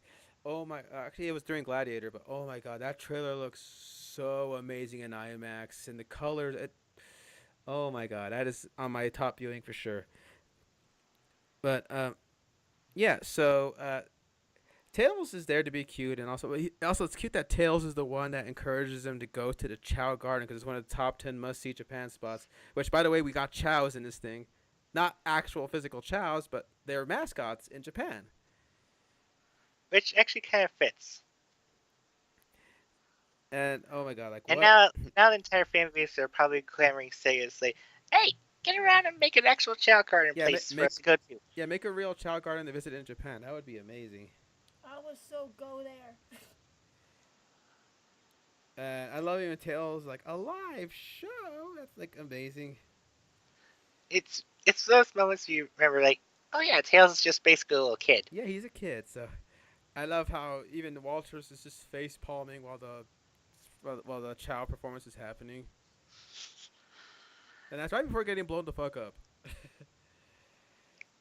But So, but like this, it's great that Tails is still helpful. Like he still does this whole like. I love where he comes in for the last minute save at anything because that happens in the game. So sometimes you're gonna fall and then your Tails partner will go catching you. So like when Sonic's gonna try to run into a deadly laser force field, and he's not doesn't have enough inch, Tails does the cute little thunder shoot. He grabs him and thunder shoots him to go into the past the shield, and I go, oh, it's the thunder shoot from Sonic Heroes, where he would like go yay and launch him. Speaking of Sonic Heroes, he did get a little bit of them doing their flight formation to kind of like because they didn't follow with parachutes jumping off a helicopter. They had to like press Y to switch over to Tails flight mode so everyone's connected. Yeah, I know. A running joke ever since Captain America. Was he wearing a parachute? No, Yeah. So, oh man, that is it. It also unintentionally funny moments was that during the first, he can't take on all of us. Chaos warps, and the first target he hits is Tails, and that made her laugh when she realized, oh shit, he hit Tails first because someone put together a list of multimedia where Shadow does not get along well with Tails for some reason. which is funny. In so like the Sonic team always likes to do like these like uh Twitter response takeover things. This year they just had it exclusively between Sonic and Shadow to promote Sonic X Shadow Generations. Uh Even huh. Shadow said so. And Sonic did get a question of like why does Shadow hate Tails, and he responds like, I don't. I actually respect the little guy. He has the great fortitude to actually think through his problems and solutions, unlike Boo Boy over here. So it's probably just the same amount of respect, just like it the same way that Piccolo kind of treats to Gohan. It's like dodge. Yeah. On top of that, I remember during the whole Tails tube, and it was during the New Year. He was calling everybody to get their New Year's messages, and I love what he, hey Shadow, I and Shadow's like, no, it just hangs up on him like immediately. Hey Shadow, do you have any New Year's resolutions this year? No. That and it says blocked too. Not only did Shadow hang up, he blocked him. Which yeah, And to be fair, my response is like, I mean, the dude just had his whole year. What's the resolution is he gonna do? He's probably just gonna relax after he had a big win. uh huh. Yeah, so but I know we laughed when we saw like him grabbing Tails' tails in Sonic X, him bowling around Sonic Boom. I think one of these Sonic games did have him take a direct shot at Tails, so we were just laughing at. Oh, so when we saw him kick Tails first during the Chaos Warp, it was like, well, the legacy continues. All right, so let's go ahead and segue into the most crucial part that all of us were nervous about how they would pull off, and that would be Maria Robotnik as portrayed by. Oh shit, I had the cast list right here. Isla Brown, Alea Brown. Basically, to sum her up, she plays Maria as like a gremlin. Oh, she was in Furiosa as young Furiosa. Huh. So she had quite a big year. Because she played both Furiosa and Maria in the same year. Huh. But yeah, she portrayed Maria as essentially like because like the Sonic fan base has always kind of portrayed her as like this angelic, glorious being. It's like, Or sickly. well, yeah, sickly but angelic being. It's like this paragon of goodness and all that.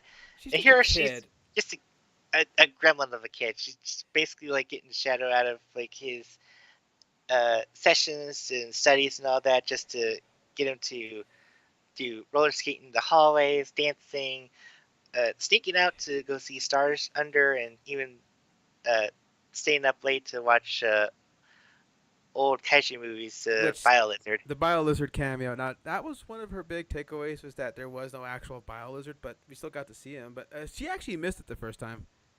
Yes, I did, oddly enough, watching it in the theater. I heard the sounds, but I couldn't see him.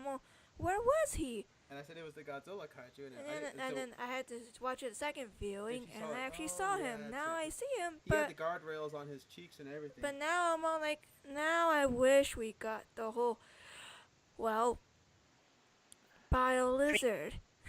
we kind of had the Bylizard threat level with like the security system of the Clips Cannon dispensing out essentially the well, they basically look like the gun robots you fight in the Sonic Adventure 2 game. Yeah, but Maria, like I says, it is cute when they first meet, where everyone's been afraid of Shadow, and he turns around and sees this curious girl, but she doesn't think he's scary at all. In fact, she even takes out a marker and draws a bunny face on a tube.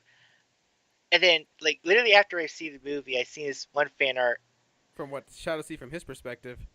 and it shows the same bunny shape around, but it's like Maria just kind of like has her eyes closed and just smiling and just having that image. So it's like it's a twofold. It makes me her laugh though, because her drawing on the thing made her think of the Family Guy joke where Peter sees an octopus and says, "Hi, Mr. Octopus. I see you have a COIs and not much else. Let's fix that. First, we'll give you a nice uh, twiddly mustache, and then give you this big dumb guy smile, and then have one of your eyebrows raised like it's going, say what? And look who's got pimples, and right before the big dance."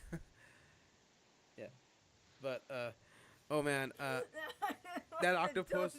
I want to just dump that in, and Shadow just bust out. Yeah, just cut to beating the up scene the of him. guy. Yeah, yeah, but so someone said that it diminishes her not having her, be sick and everything like that. But someone says this presents a new tragedy for her. The original one, the tragedy was she lived all her life in space and wasn't fit for Earth that she so wanted to love and save, and she was too sick and was cut short before she could see it. This one got to experience Earth, but always dreamed of the stars, and seeing this alien from another world just probably piqued her curiosity even more, and probably made her want to say to go up there one day. She even asked Shadow, "Where do you think you came from?" And she was cut short before she had a chance to even venture forth. I'm pretty sure had she lived, she probably would have been like in some space program or something. Now I remember there's like a lot where the people were going to be cheering at a child's death, but they were at least smart to not have a gunshot do her in. They were still having that threat though. That even Walter's like, "Dude, what are you doing? They're just kids." Yeah, but yeah, it was It is a little bit more tragic that the incident that did uh, take away Maria was from a supply source of chaos energy that Shadow developed. So so. in a way, it's his fault that she died. Yeah. And it's that little level of guilt that kind of makes it hurt even a little bit more than it does in the game timeline. Yeah, and on top of that, So like you can blame the humans all he wants, but it was still his energy that caused her to go. and Walters did kind of make the stray shot happen by accident, trying to stop them from shooting him. And you can see that's why when Shadow sees Tom as Walters, he goes full locked in, like just bam. Ugh, But but yeah, but like I said though, I thought that she was handled well enough where you feel sad that she does get taken out. You can see why she was the only good thing in Shadow's life. That montage does a good job of really, letting you feel it, so that when she is gone, you go, oh man. Like now, I think oh, it. I remember like when we were watching the movie, I was seeing some audience members like when they were going to do the memory of when Maria passed. There were people that were kind of like starting to gasp and like obviously we know what's gonna happen, but then it's kind of that moment where you realize, oh my god, she's just a little kid. We're really gonna do this? What's sad is that during the explosion, you could hear like a high pitched sound that might have been her scream echoing before the blackout, and then they wake up and Gerald looks heartbroken. And Gerald looked. I think Gerald took it worse than Robot than Shadow did. You can tell because he wanted to blow up the world after it. Hell, there's that one cold line of where he wants to do a suicide pact, and Rubonic tries to tell him, "What about us? We can take over the world, all this stuff with that." And he goes, "Oh, Ivo." Ivo, you're no Maria. Like, damn, that just hits hard. On top of that, Shadow also points out with the part with the Shadow, this isn't who you are. I've been reliving what they've done to her for 50 years. This is who I am. Nice reference to Shadow the Hedgehog in that ending, by the way. But yeah, So speaking of, let's actually finally get to talk about Shadow the Hedgehog, played by yes, Keanu. You're a national treasure. Pop quiz, hot shot. But what's funny though is how the I'm surprised they were meta enough to have Jim Carrey point out, "Hey, we're like two actors played by the same role," but Sonic never stopped to think you kind of sound familiar, but I can't put my finger on it. Well, to be fair, actually, Keanu did have an answer for that in one of the press junkets. He did say, "Well, to be fair, that was me, like back in the '90s when I was doing Speed, but the Shadow sounds more John Wick, and obviously Sonic hasn't seen John Wick." Okay, I'll buy that. I'll buy that. Damn. And what's funny is Keanu can be considered two modes, one mode, and it's his voice, but he found a way to fit because apparently he didn't just get the script and call it a day. Apparently, when he was told he was given the role, he actually went through the trouble of watching cutscenes to see how Shadow inflects, so he can kind of get a feel for how he should inflect. You wanna know how so into this he was? He actually joined all the other Shadow actors at the same convention, Wow, and then I think I shared it to you guys where he's actually joining all the voice actors to shout out Chaos Control. that is awesome. But he never actually gets to say that in this movie. But he doesn't need the emerald to do it, so I guess it just Actually, he does actually get to say it in the video game. So okay. So we got that at least. But let me just say right now, they made his design cute. Like it's cool and intimidating and imposing when he glowers at you, but he's got this sort of peach fuzz around his mouth that I just want to do the cat thing and just put two hands on each side of his face and just stroke it like I do Nala sometimes. and he probably just look at you with the stern, confused look.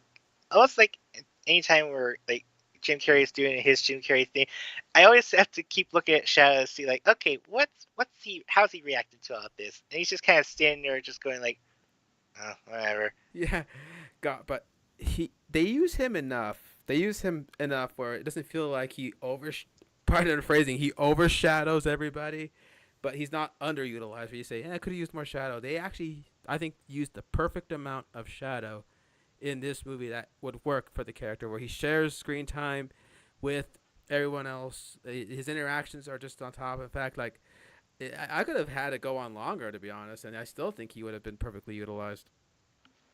They do also reference his love for Latinos. Gabriella should kill them both. She's not a prize to be won. Yeah, I like Latino Sonic. So I was like, oh my god, it's actually canon. And hell, he does have an out of pocket funny line that does work, where Stone mentions let's go back to the crab and make some guac, Revenge, Quack. which people say is actually a little as funny as it is. It's also kind of sad given that one of the things he had with Maria was guac during the montage, I think. Oh yeah. So yeah, but like I said, he's not like evil, as you know. He does have points of question where there's a part where they're going up in the cannon and even ask Gerald, "Is this what Maria really would have wanted?" And Gerald did not take kindly to being questioned. It's not what Maria would have wanted. It's what they deserved for her. Yeah, he reminded her of the incident that we mentioned before where she dies, and Oh but my god! Can I discuss how really effectively cool they managed to pull off the effects here? Because yeah, the first movie they had to do a rush job, and then the second one is okay, we know what we're doing, we know the character design, so let's clean up just a little bit, but not overshadow too much because we still got the human cast to do it. And the third was okay, we know what we're doing. Clearly, let's actually just really, because I think the strike was actually going on, so they had to do all the camera shots that would have the characters. So they had a lot more time to focus on doing animated them. they also had a lot of puppets, on the set for them to interact with. Like there's a cute thing of the Maria actress interacting with the shadow puppet inside the glass and everything. But I just want to gush because look how good Shadow looks in the rain when he's walking through Tokyo. Yes, It's like that. It literally looks like it's okay. They literally ripped this straight off of John Wick. It looks like. yeah. On top of that, it looks like you can't really say there's much weak spots when it comes to all the shadow parts. I think Jeff knew those were going to be the most important parts, so he really made sure to lock Well, in. I honestly don't think Jeff would really mess up because he owes so much to Shadow. He worked on the Shadow the Hedgehog game.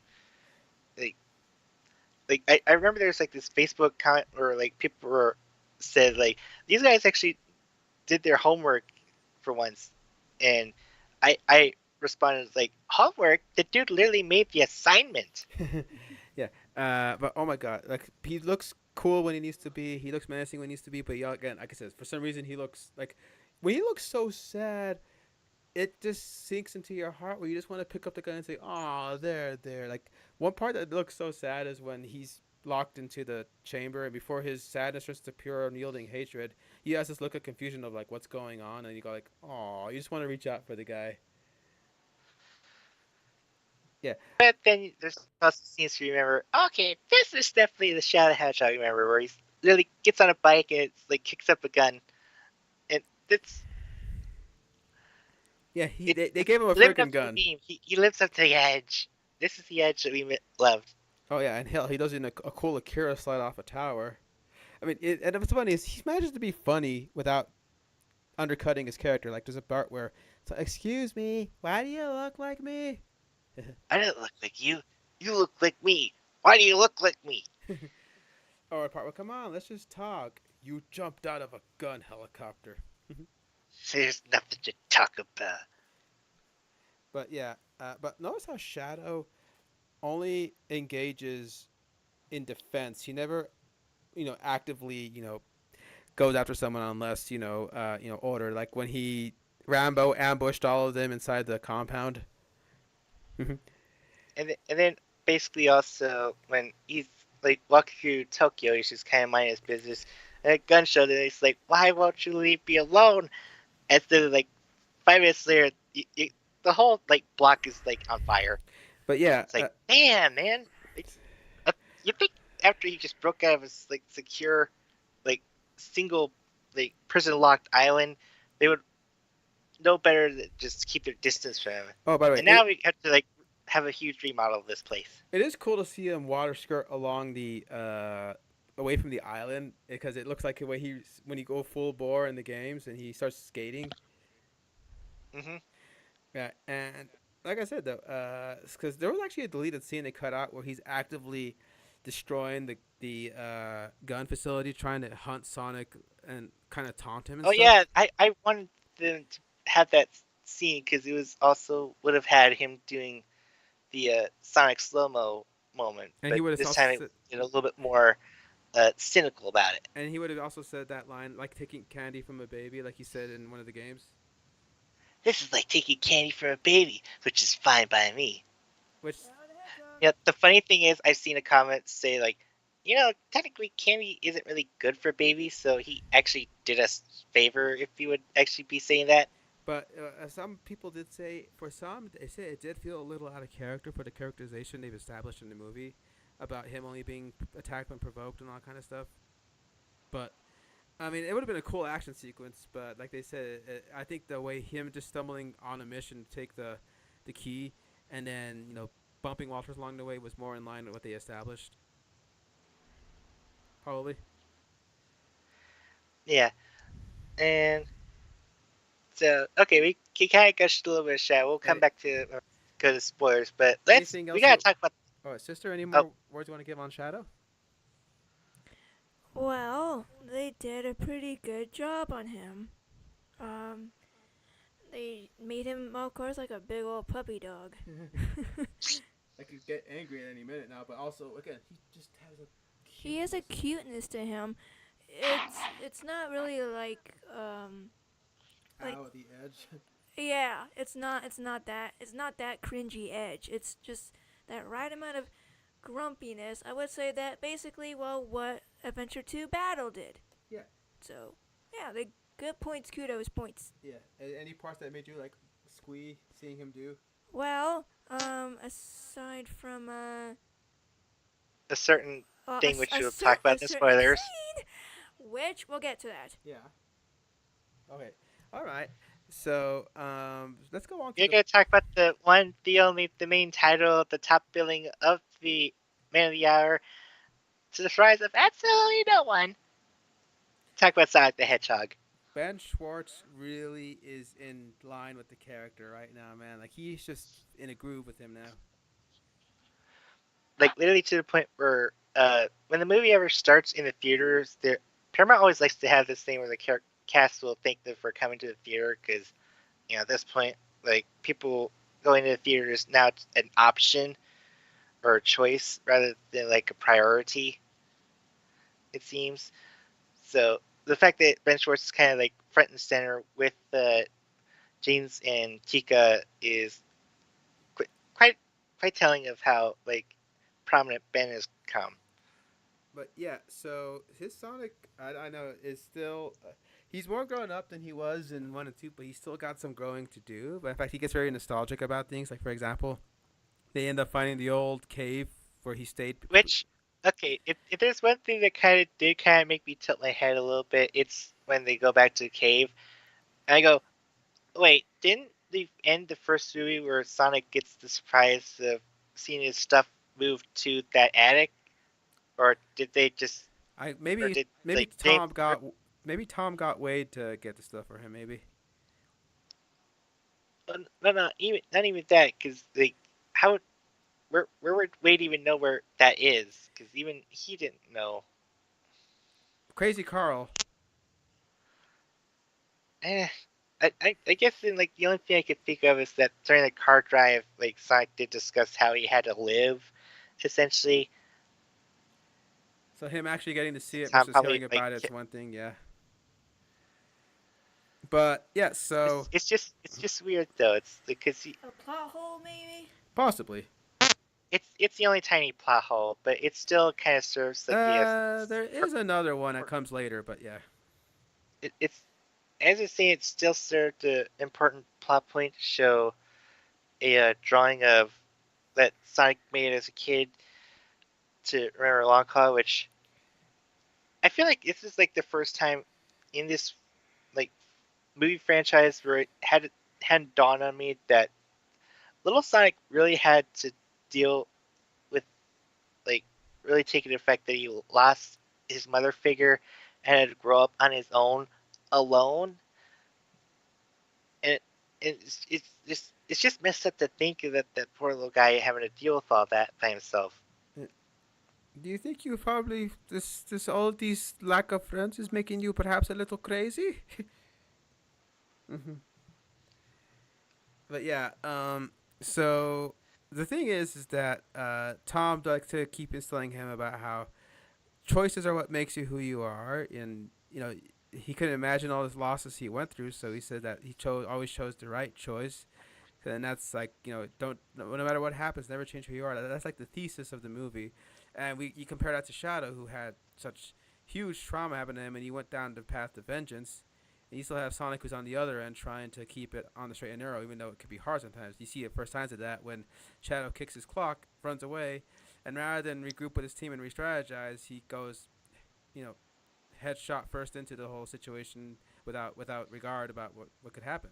And it ends up with It him was getting. probably it was probably a little bit of an ego that someone was a little bit more faster, was able to one shot Knuckles when literally the first time when Sonic met Knuckles, Knuckles was the one that kind of punked him. So it was kind of also he kind of like double foot kicked Tails aside, and that kind of would sour him a little bit. Oh yeah, and of course, yeah, he does have a little bit of that cockiness. Like for example, how he thinks he can like one shot the gun facility when Tails is pointing out how they made security measures to like on top of security measures on top of security measures to make it pretty impenetrable. Right down to the point where like the room that they're looking for doesn't exist. But I do love that they have like Sonic do like when they're showing the people the roster, they actually have like the select character select screen from one of the Sonic portable games. But oh my gosh, he does get to he's still very. I heard people talk about the characterization about how some people probably don't like that he's a little too quick witted and quippy, but think about it. Just like all the good heroes, I think he's saying all that stuff to offset an actual sadness he has inside him. I'm just sitting here like raising eyebrows. Like, have you actually sat down and watched a single Sonic thing in your entire life? Oh god, if you want to see Sonic discourse go off the rails, just look up any discourse around IDW Sonic and people thinking that he wouldn't Dude, say that. not even IDW. Like, even Archie was snarky about it. Sat AM, Adventures, Underground, like the Adventures games, like Heroes. Any Sonic material where he's talking, he's gonna have like something smart to say.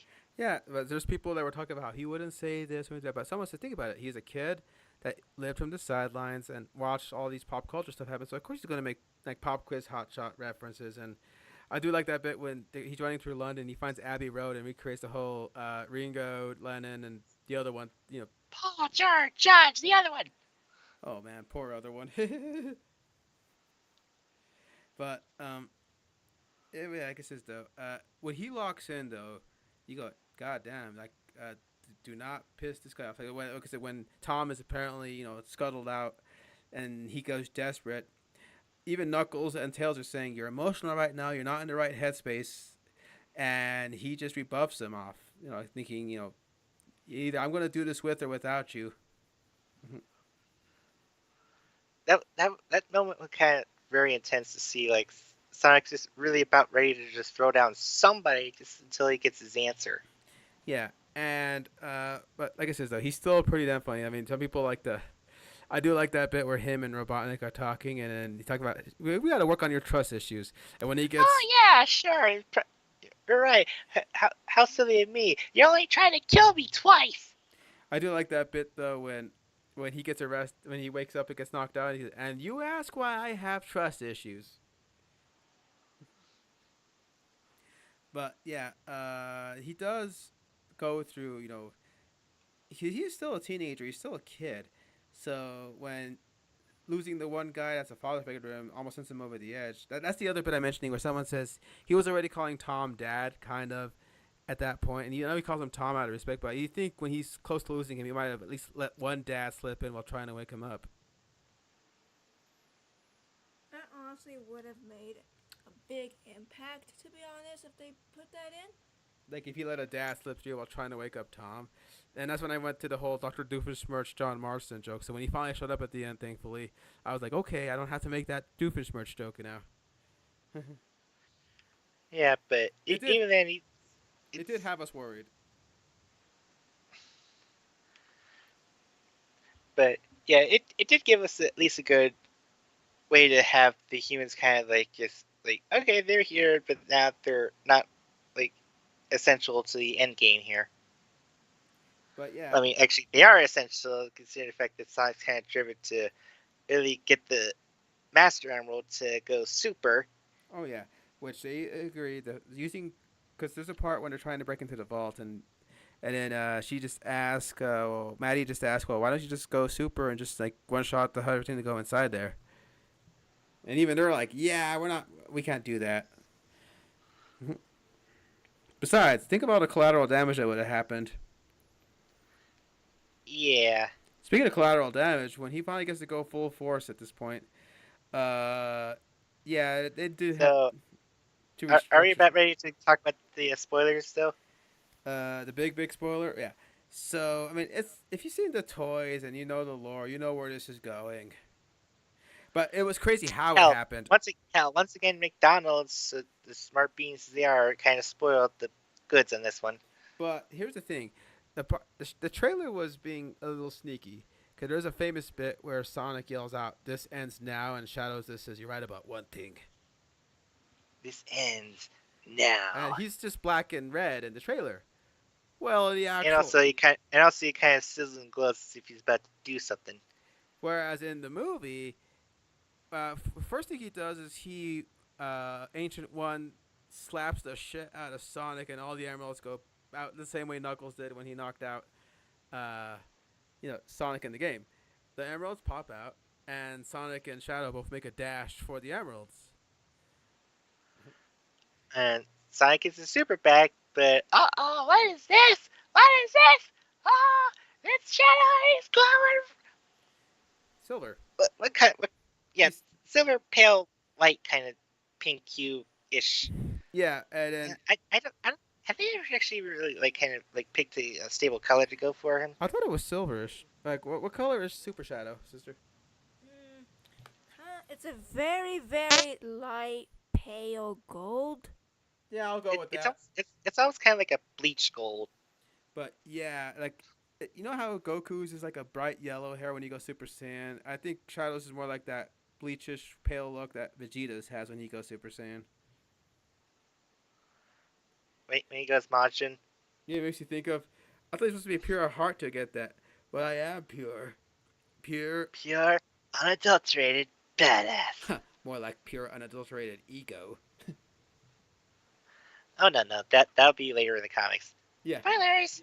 Oh, but oh man, the uh, the the super This form was a nice surprise, and like they go pretty much injustice all over the Dragon place. Ball Z is such we haven't seen that kind of super fight since Sonic X, pretty much. Yeah, and oh my gosh, like they're creating new volcanic rifts. They're going across the seas. In fact, when you see the Robotniks watching the chaos from above, you're just seeing these yellow streaks just going across the globe at rapid speed.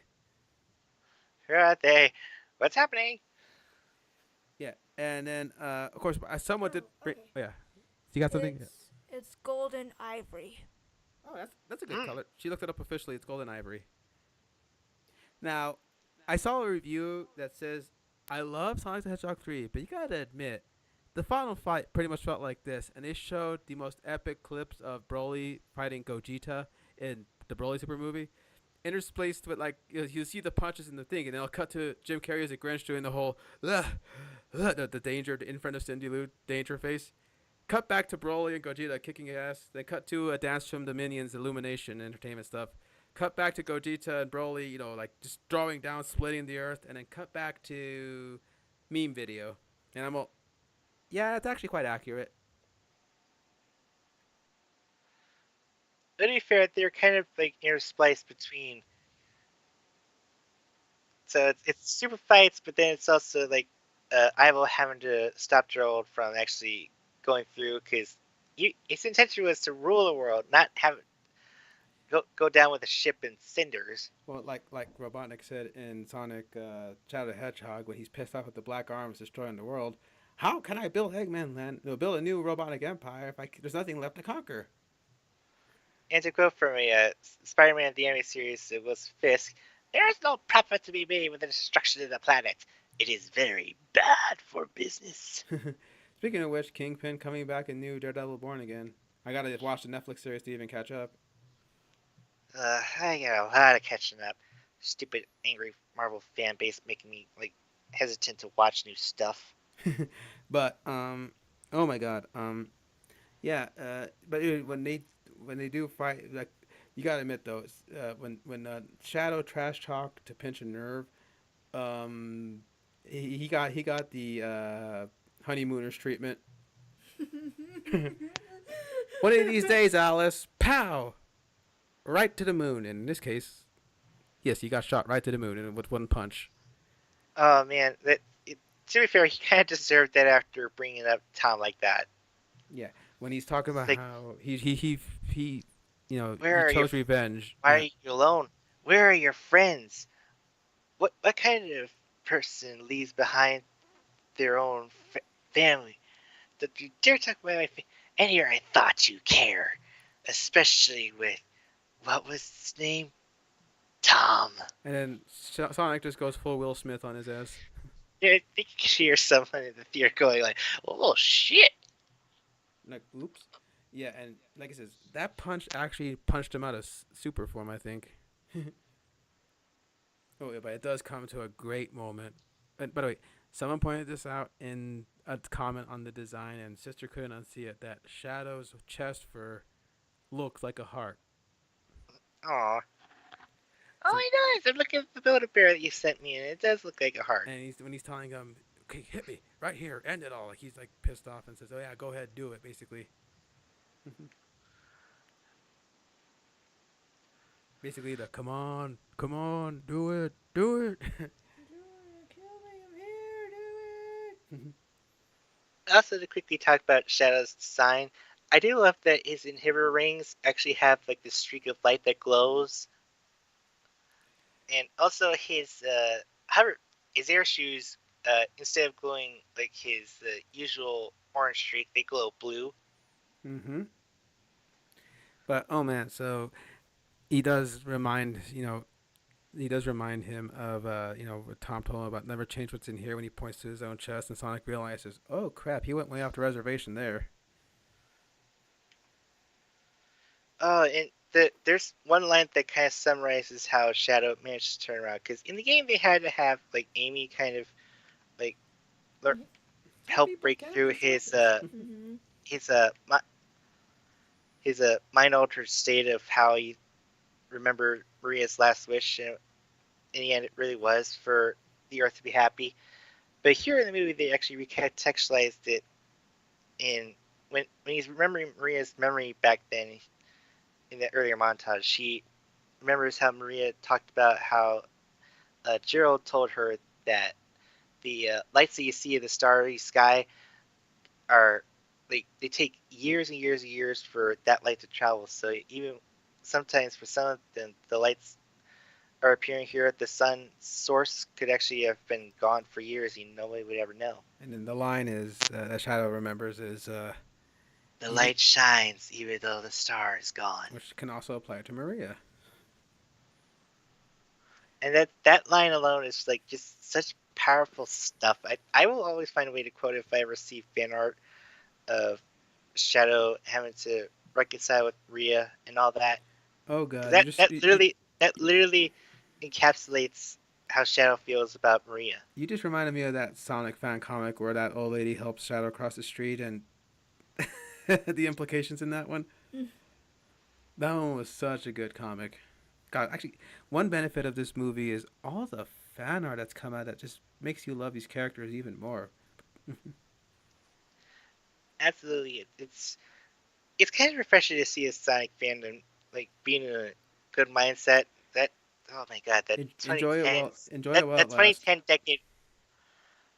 To be fair, I with the fact that the games are being good and the movies are still being consistently coming out powerful to the point where like the announcement of Sonic 4 literally on the day that Sonic 3 came out and people are still like gung ho about that is already telling. Yeah, they think they can take on Godzilla now. Now see that one, that's definitely going to be the Barbenheimer. Yeah, but there was a moment we were all waiting for when, he got this cute fan art on the Discord of the three stages. I mean the multiple stages that Sonic and Shadow's path cross, and it has him sitting on the moon in the middle section. And But so this is the one where it's like, okay, let's just go full ham. It's time to go full fan service. so when they had to get up and go back to the Eclipse cannon, they both clasp hands in that Dylan, you son of a bitch style, and the riffs of Live and Learn begin. Oh boy. Okay, now she has to be the little bit of the downer on this one. Oh, go ahead. Okay. I know I'm probably gonna get all of you mad at me or disappointed or whatever. But pretty much that moment, yeah, it was great at first to see that just that whole clap hand together like how they did in Sonic Adventure 2. Then the riff starts. It was great, but I was disappointed. Not because of, my whole nostalgia glasses or nothing, but because of the impact. Though it was just mindless, pathetic, over one of the meal Robotnik drones. No big ol' no, no, no, no, no, that was because of my Shut up. No, it's because if they were like to I don't know, stop the blast, the Eclipse cannon from shooting again while playing Live and Learn. That would have been epic. And then the world looks up and sees that light and sees These two and things. see these two things holding back that light. That would have been so epic. Come on. I mean, I think they're still playing the cues of it when No, they're but doing that. but they did kind of Power Rangers 2017 us with this.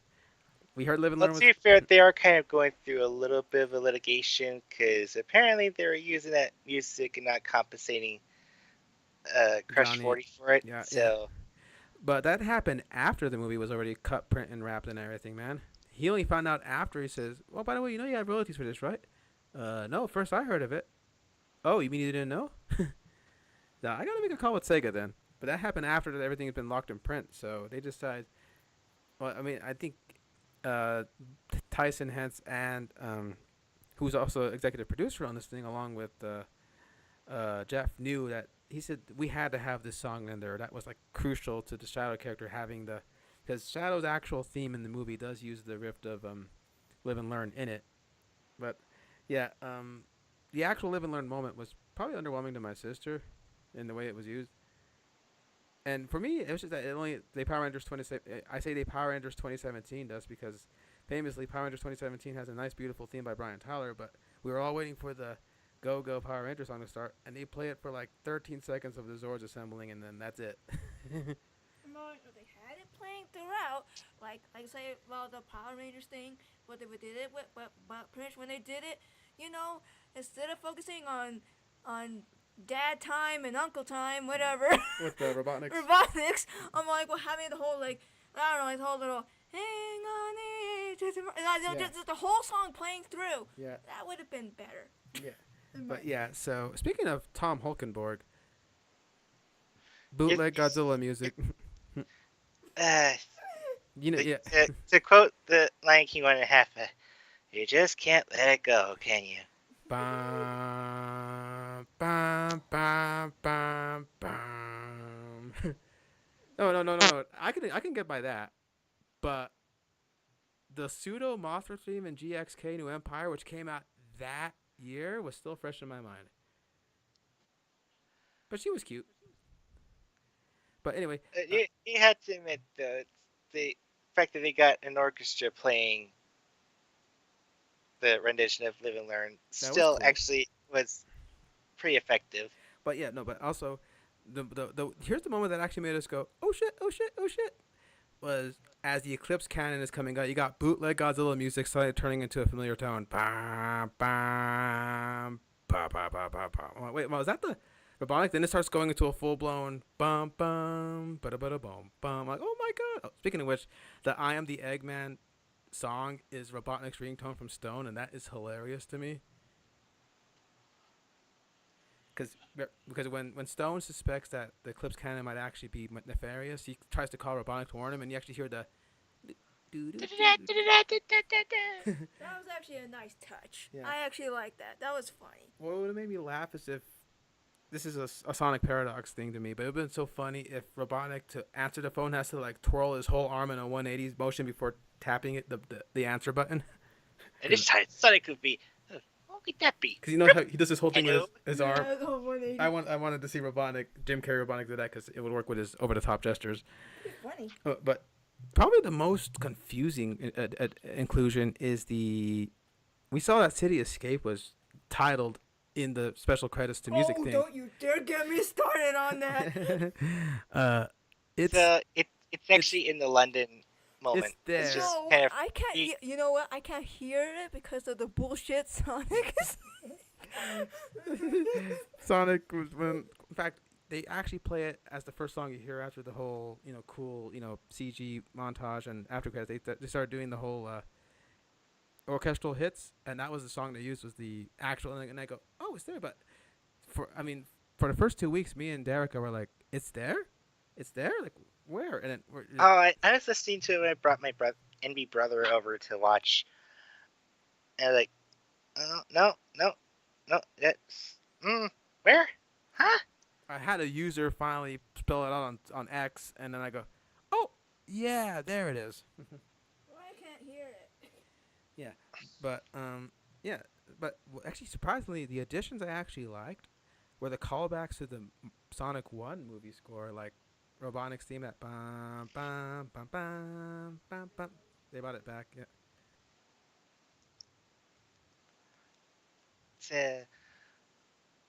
Uh, what else is there? So yeah, they have okay. So they have the iconic like I'm pissing on the moon.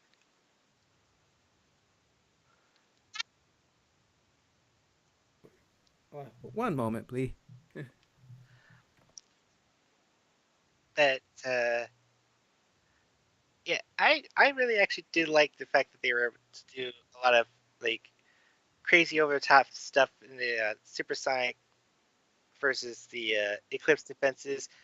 Like they have a moment where Shadows really like uh grabs one of the robot's guns to fire because of course Shadow and his guns have always got to be a thing, and since he's super, he's got to go bigger. Uh, yeah, we have the moment where they're doing their uh, two twirl, spinning out, kicking. Oh my god! And sorry about that, folks. But yeah,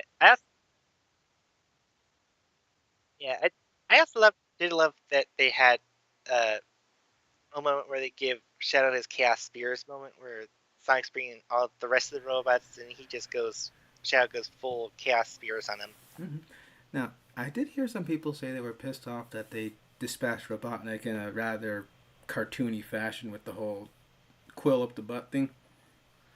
So to be fair, if there's one person that really got like cut deep by Gerald to have to do the final blow on him, it was definitely Ivo. Yeah, Like, perfect. come on, we literally just told you about the Marina line, didn't we? Mm-hmm. But the whole thing with the who said life had no point? Oh right, you did, and Ah, I get it. Point like the quill he had, oh, but it's fine. which I also really love the fact that okay, so you remember in the trailers where like they were kind of framing that Robotnik and Sonic were going to team up, but the only payment robot wanted was another quill of Sonic's because he still has that stupid addiction.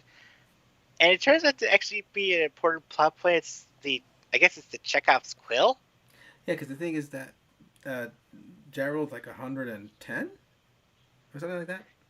Yeah, he managed to live off by just like It's quill having energy. his own little quill energy addiction. You Which now know, probably Botnik knowing like our Eggman knowing that he's probably gonna be like doing that even though he kind of dispelled his quill, but you know, also his quill that he had turned like radiated yellow and he you could tell like on his eyes like oh shit not this again. Yes. Yeah, go on. I mean, when I saw that mix it, I think, and I think in a way, I think maybe I'm not sure if I will. Well, makes me wonder where I will even picked up the whole quill addiction. Oh, the first movie. Remember when he first got it? I know, but I mean, like, did he pick it up, from Gerald? But at the same time, like, well, he never knew Gerald, so It's just that's the one thing I'm just trying to two figure out. robotics think alike. I guess so. He was just kind of a little bit addicted to seeing like that one little like clue he had to chasing this like hedgehog and like the fact that like he literally like kind of lost track of it but then remembered oh yeah it had this quill and it's radiating strangely still even though it's disconnected from this creature. And then, but some people says, oh, it's completely disrespectful to Sonic 2 to have a guy who's had everything in him to get uh, get a enema from a quill and bug zap like nothing. And I'm like, you're taking this way too serious. I mean, it's a movie by Jim Carrey. Of course, he's gonna have it over. In fact, we all laughed at his unglorious end of him screaming and then going and just gone. It's like well you wanted to go out with a bang turned out to be just a fizzle. Well, however, Ivo did go out with a bang, supposedly. Oh yeah his actual Final more scream. wholesome version of the kind of making an In announcement. fact, I have expected them to say that. Like, I'm going to make an announcement. This is my last stream. But I love that he dedicated it to Stone. Oh, poor Stone. You can literally see it, like, ready to cry at Yeah, that. like you're not just a sycophant. No, you're more like a sicko friend. It's been a real drag. Thanks Thanks for for nothing. nothing. Which is such a Jim Carrey thing to say. I'm pretty sure when he passes away eventually, that's going to be in the montage of things. I hope. Yeah. But so the thing about Sonic ran out of juice halfway through that fight, and Shadow decides to solo the Eclipse Cannon to push it away because even when they're trying to steer away the Eclipse Cannon laser from the Earth, they do cut the moon in half. I love when they're like, "We did it, we moved it," and then they cut it, and then he looks at Tails and Look at what you did. but how do you like that, Obama? But well, of course, when it did, the eclipse kind of did open up. I did yell, "Look at that! All no quills. It looks like two balls in a bong."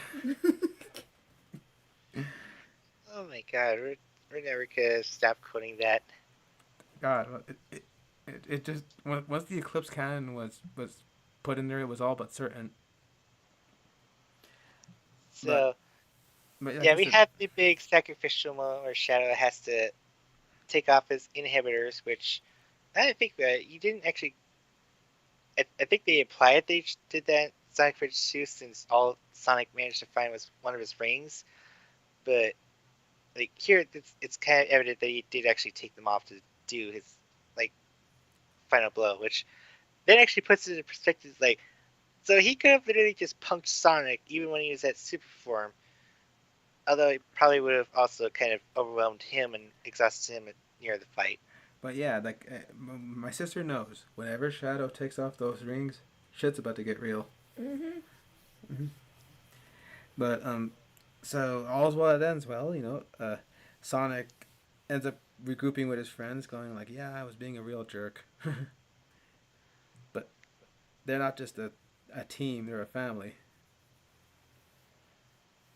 And we see It's funny. It actually they're running through the forest together. Kind of definitely feels very Sonic Heroes. we're Sonic motherfucking heroes. But yeah. So I guess there's it's finally time to talk about it. Can we talk about it? I'm excited to talk about it. Please tell me we're allowed to talk about this. go ahead, fire away. Okay, so after this very fun Sega Saturn themed end credits montage with the Jelly Roll, and we managed to get like a classic-ish Shadow, which I know game apologist Nick is at least like being happy that he got to see that. It's like if We do Shadow have appeared this, in Sonic Fighters, basically. If he was in Mm-hmm. Sonic Fighters or Sonic Jam, that's how he would look. yeah. So we do have this moment where Sonic did kind of overshoot his little race goal. He's now in the New York State Park. From Montana to New York, like. And then he gets a quite a surprising visitor, which this was everyone thought this would be the big surprise moment, that the tease Metal Sonic is here. He's doing the Terminator thing. Sans needing anyone's clothes, boots, and a motorcycle. Fuck you, Because asshole. everyone knows that's Shadow's thing. But yeah, he tries to take a shot at Sonic, and one little detail the fan noted is that the blast he's emitting is kind of giving off a bit of a pink colored energy, which makes go, huh. So where did he get that pink energy from? But As for we all Sonic, know, being as fast, is able to evade that fight, but even he's kind of a little bit surprised that this robot kind of looks like him. And then there's so many more of Metal. as we all know, Metal Sonic first made his big appearance in Sonic 3 CD. He wasn't the only one to first appear in that game. Oh yes, because when the I guess sort of Metallics reference starts to jump on Sonic, gets saved by but a mother freaking Yeah, I gotta say this credit scene went way longer than I expected. Usually it's like a quick oh hey and this, but no, this went on for a full action scene of Sonic being saved by the metals in a scene that's straight out of Ruby Rose. Oh wait, Ian just texted Metal Sonic versus Josh on who would win. Uh dang, I don't know. Both of them are kind of a little bit psychotic to go to lengths Ultron. that together. Yeah. I mean, Although to be fair, if it's 616 Ultron from the comics, definitely Ultron stomps. I mean, to be fair, that death battle of like Robotnik versus Bowser really showed Metal going really full ham, especially when you got Chaos Emerald energy. But Anyways, between the two of them, only one of them has a creator who was an abusive husband. So, ouch. but yeah, like I said though, when the freaking hammer and then the silhouette and the moon appears, I heard the one Sonic fan besides us actually cheer at this, and I had a few. Oh, How was your so crowd when this happened? the crowd was starting to get reactive. They were really reactive more Metal, but then when the hammer came down, they were just like, that's her, that's her. Like, can you imagine if they cut away to a hooded figure holding the hammer? That's it. Oh, they didn't because as all the Metals get like tanked one shot, make you question if they're actually the main Metal. But Sonic did ask to figure who they are, and all they do is pull their hood and peek. She's she's She's so cute, here. and they made her look way more adorable than I think she should already be. So Oh my okay, God. To my dismay or disappointment. No, Amy's great. She's perfect. I'm talking about Metal. oh, He's straight ripped from the game. which He does stick does, out. it sticks out like a sore thumb. I don't mean to be the negative downer in this. I know. I know. My apologies. They at least take efforts to make them fit in the game universe, but in the movie universe. But Metal Sonic still has like the unibrow and everything, like the uniface, like he's Well, to be fair, even Sonic kind of points says like, wow, like nice cosplay effect, and that's kind of hard to go match 1-on-1 to me. no. But So even Sonic is pointing out that like the design is a little bit weird. here's the big question: who made him and who sent him? And is it possible that time travel could be involved? Because come on, you don't like try to do an homage to Terminator without trying to insist the time travel. His debut game literally was about time travel, for God's sakes. Future, Come on. past, all that stuff. Mm-hmm. But oh my God! Now here's the bigger question. Besides that, is we now have an Amy, but who is going to play her? And I'm pretty sure everyone's gonna draw out their favorite names. And I'm pretty sure once again, Jeff and Paramount might surprise us by throwing us a name we never even considered, but they might end up working out well, just like Idris and Keanu. I did suggest that this time they should kind of scale back a little bit again and actually get one of the cast members that Ben Schwartz himself has history working with. Because if you're gonna have like this dynamic together, you might as well have like someone that has chemistry with them. And I suggested like someone like Amy Poehler, From Parks and Rec. which Ben was in, so they would actually know and be able to understand how they each other work. What was your suggestions? Well, this wasn't my suggestion, but this was what people said from season up and comer is Kimiko Glenn. And Which should she play? I'm not familiar with the name. so she was in Kif, Orange is the New Black, The Baby Shark. Susan in Has Been Hotel. Oh, and Steffi Stallion and BoJack. Oh, she was Penny Parker in Into the Spider-Verse. Ooh, okay. Ian said there's a video of these kids scream when Amy shows up. Roswell screams when Ghidorah showed up at the end of Kong Skull Island. Yes. Oh, Jennifer Lawrence is actually. Well, kind of a little bit old. Maybe Jennifer Lawrence could be a good Blaze though. That I would definitely like be on board with that. It's like it's funny. It's like we had the girl that the girl on fire gets played the cat princess on fire. Okay, make that a thing. When they say Blaze is going to be in one of these things, Please. I would. Yes. Please, Jennifer Lawrence. Yes. Uh, It'll be more insane if they even include a certain hedgehog that can go to the future. oh God, if Silver's in this thing, it's all over. I mean, we are dealing with time travel, and we kind of, to be fair, we kind of did kind of sidebar the whole Flames Disaster thing by really making it be a move name for Knuckles. So However, it's what if Silver tries to kill Knuckles? Yes, please. Have them fight. You got the brawn, Knuckles, versus the brain and psychic powers of Silver. Psychic versus fighting type. Ooh. but yeah, I definitely got excited when they finally put out the logo and they have the number 4 be in pink. They're not shying away from it. They're like really gung ho about having Amy be like the big uh, debut character for here. We better get an Amy figure. That's all I gotta say right now. We better get it because I have a Shadow figure and a Sonic figure. They're amazing, but give me an Amy like that. And we even got a friggin' Gerald Robotnik figure, like Batman Gerald Robotnik like figure. Mm-hmm. It's like I got Knuckles, I got Tails, Super Sonic thanks to you, I got Shadow and Sonic and Ivo. Don't have the Tails of the Child Mask though, or Gerald.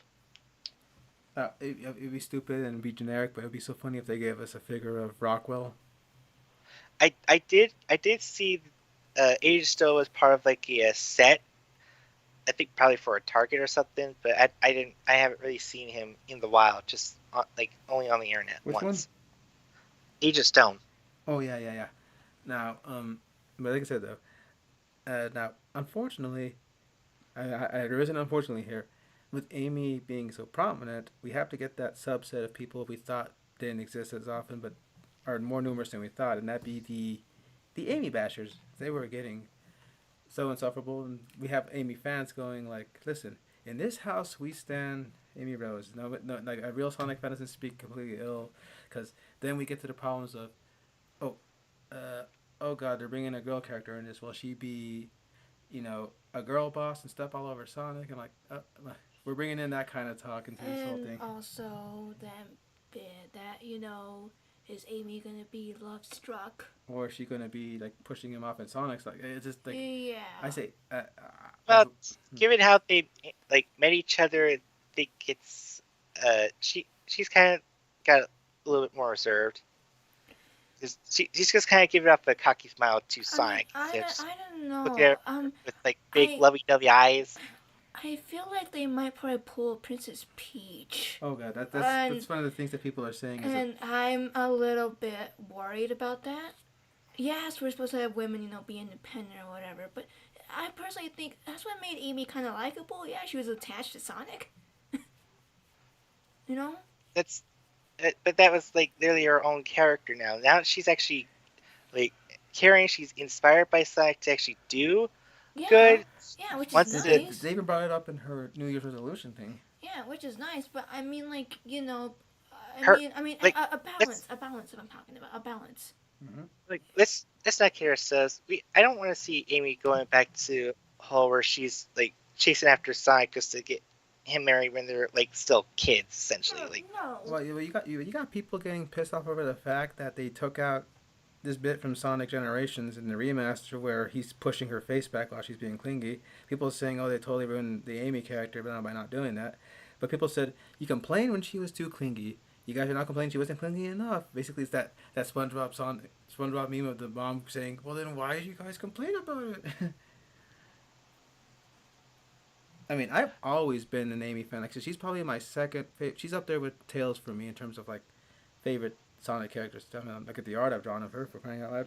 I mean, like basically, how I want to do Amy is that she's just do her how they did her in Sonic X, where yes, she got affection for Sonic, but she also remember to like put her like needs away just to make sure that the job is done. That's especially exactly like the moment where she's like focused on helping getting Sonic out of prison during like the Sonic Adventure 2 arc.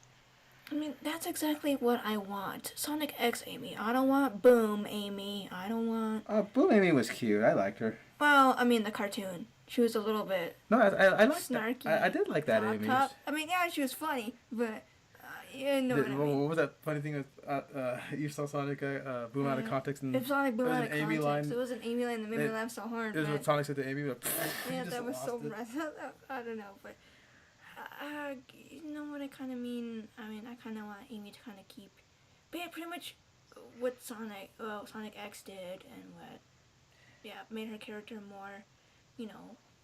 Because don't forget, she is the one that talked down Shadow from a ledge in the original games. For crying out loud, there's more to her than just being, oh hi Sonic. Although it does seem like a good portion of the fandom reduces her to that, given what the Sonic shorts tend to display her as crazy stalker girlfriend when she's more than that. Yeah.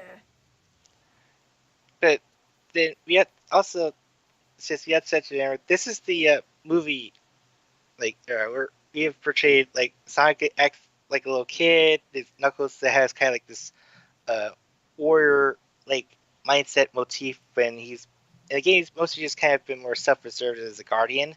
Right. So it's okay if they kind of mix it up, but they'll still like remember what did fans like about Amy? Oh yeah, so let's kind of keep that in mind when we're doing her still. No, I mean, like, I don't mind her if, you know, she's being, you know, a little, like, you know, a little, I guess, grown up. But which is a switch of the dynamic thing. But you know, she's a bit younger than Sonic. But you know, here's the hope though, is that you know, they haven't shown us what her full look is because it's mostly hidden in the robe. So I'm kind of hoping for a blend of the Rosie Rascal look with the adventure look. Yeah, I can picture that. How'd that work? You want the colors of the Rosie Rascal, but the dress design, or you want the other way around? Dress design, but all red. I would say maybe kind of go with what some Boom stuff in there too. What Boom did or what Sonic Riders did. Oh, Sonic Riders, Amy's amazing. Yeah, do something like that. That would be really cute. Left field, maybe it's so great if they got Lisa Ortiz or Cindy Robinson to reprise her role as Amy in the actual movie. I mean, it worked for Colleen. Oh, please. Yeah, but they got Colleen because they didn't really think about like getting like a big name. They just wanted like, okay, we need someone sound like Tails. Like, dude, why not just get the Tails voice actress? Like, well, they figured they probably figured they only have Tails or the cameo, and then they would have gotten someone bigger for the name. But since it was so well received, they figured basically what that famous voice actor told George. You know, George, Tony's voice is good. Why don't you just stick with that? As we all know, that very famous story that Tony Daniels talked about. mm-hmm. But yeah, so anyway, that it is a promise of a taste of things to come. And now here's the thing: did Robotnik really perish on the Eclipse Cannon destruction? Because not at the very, very, very end, we have one of the inhibitor rings in the crater, and Shadow just comes. The funny thing is when that scene is playing, I honestly thought they were going to be teasing Black Doom.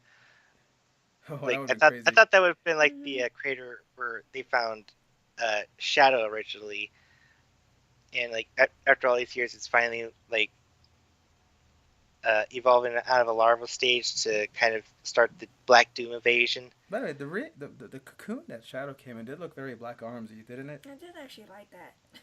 Yeah, but it's like the little upside to the movies is that they have the benefit of hindsight now of like where the whole crazy like backstory canon works. Generations. Yeah, because Ian had a lot of work to do to kind of really like streamline everything for Shadow Generations. If you really want to piss off Sonic fans, just bring up anything by Ian Flynn, and you'll get a vocal contingent coming up about how he's the worst thing since Ken Penders. Oh, wow. Fucking cry me a fucking river.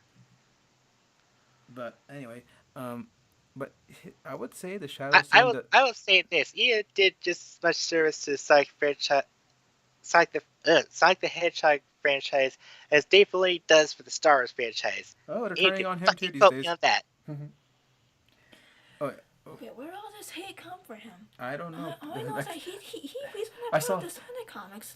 Plus, he made one of the best girls in the comics. Well, several best girls in the comics. Tangle, Whisper, Surge.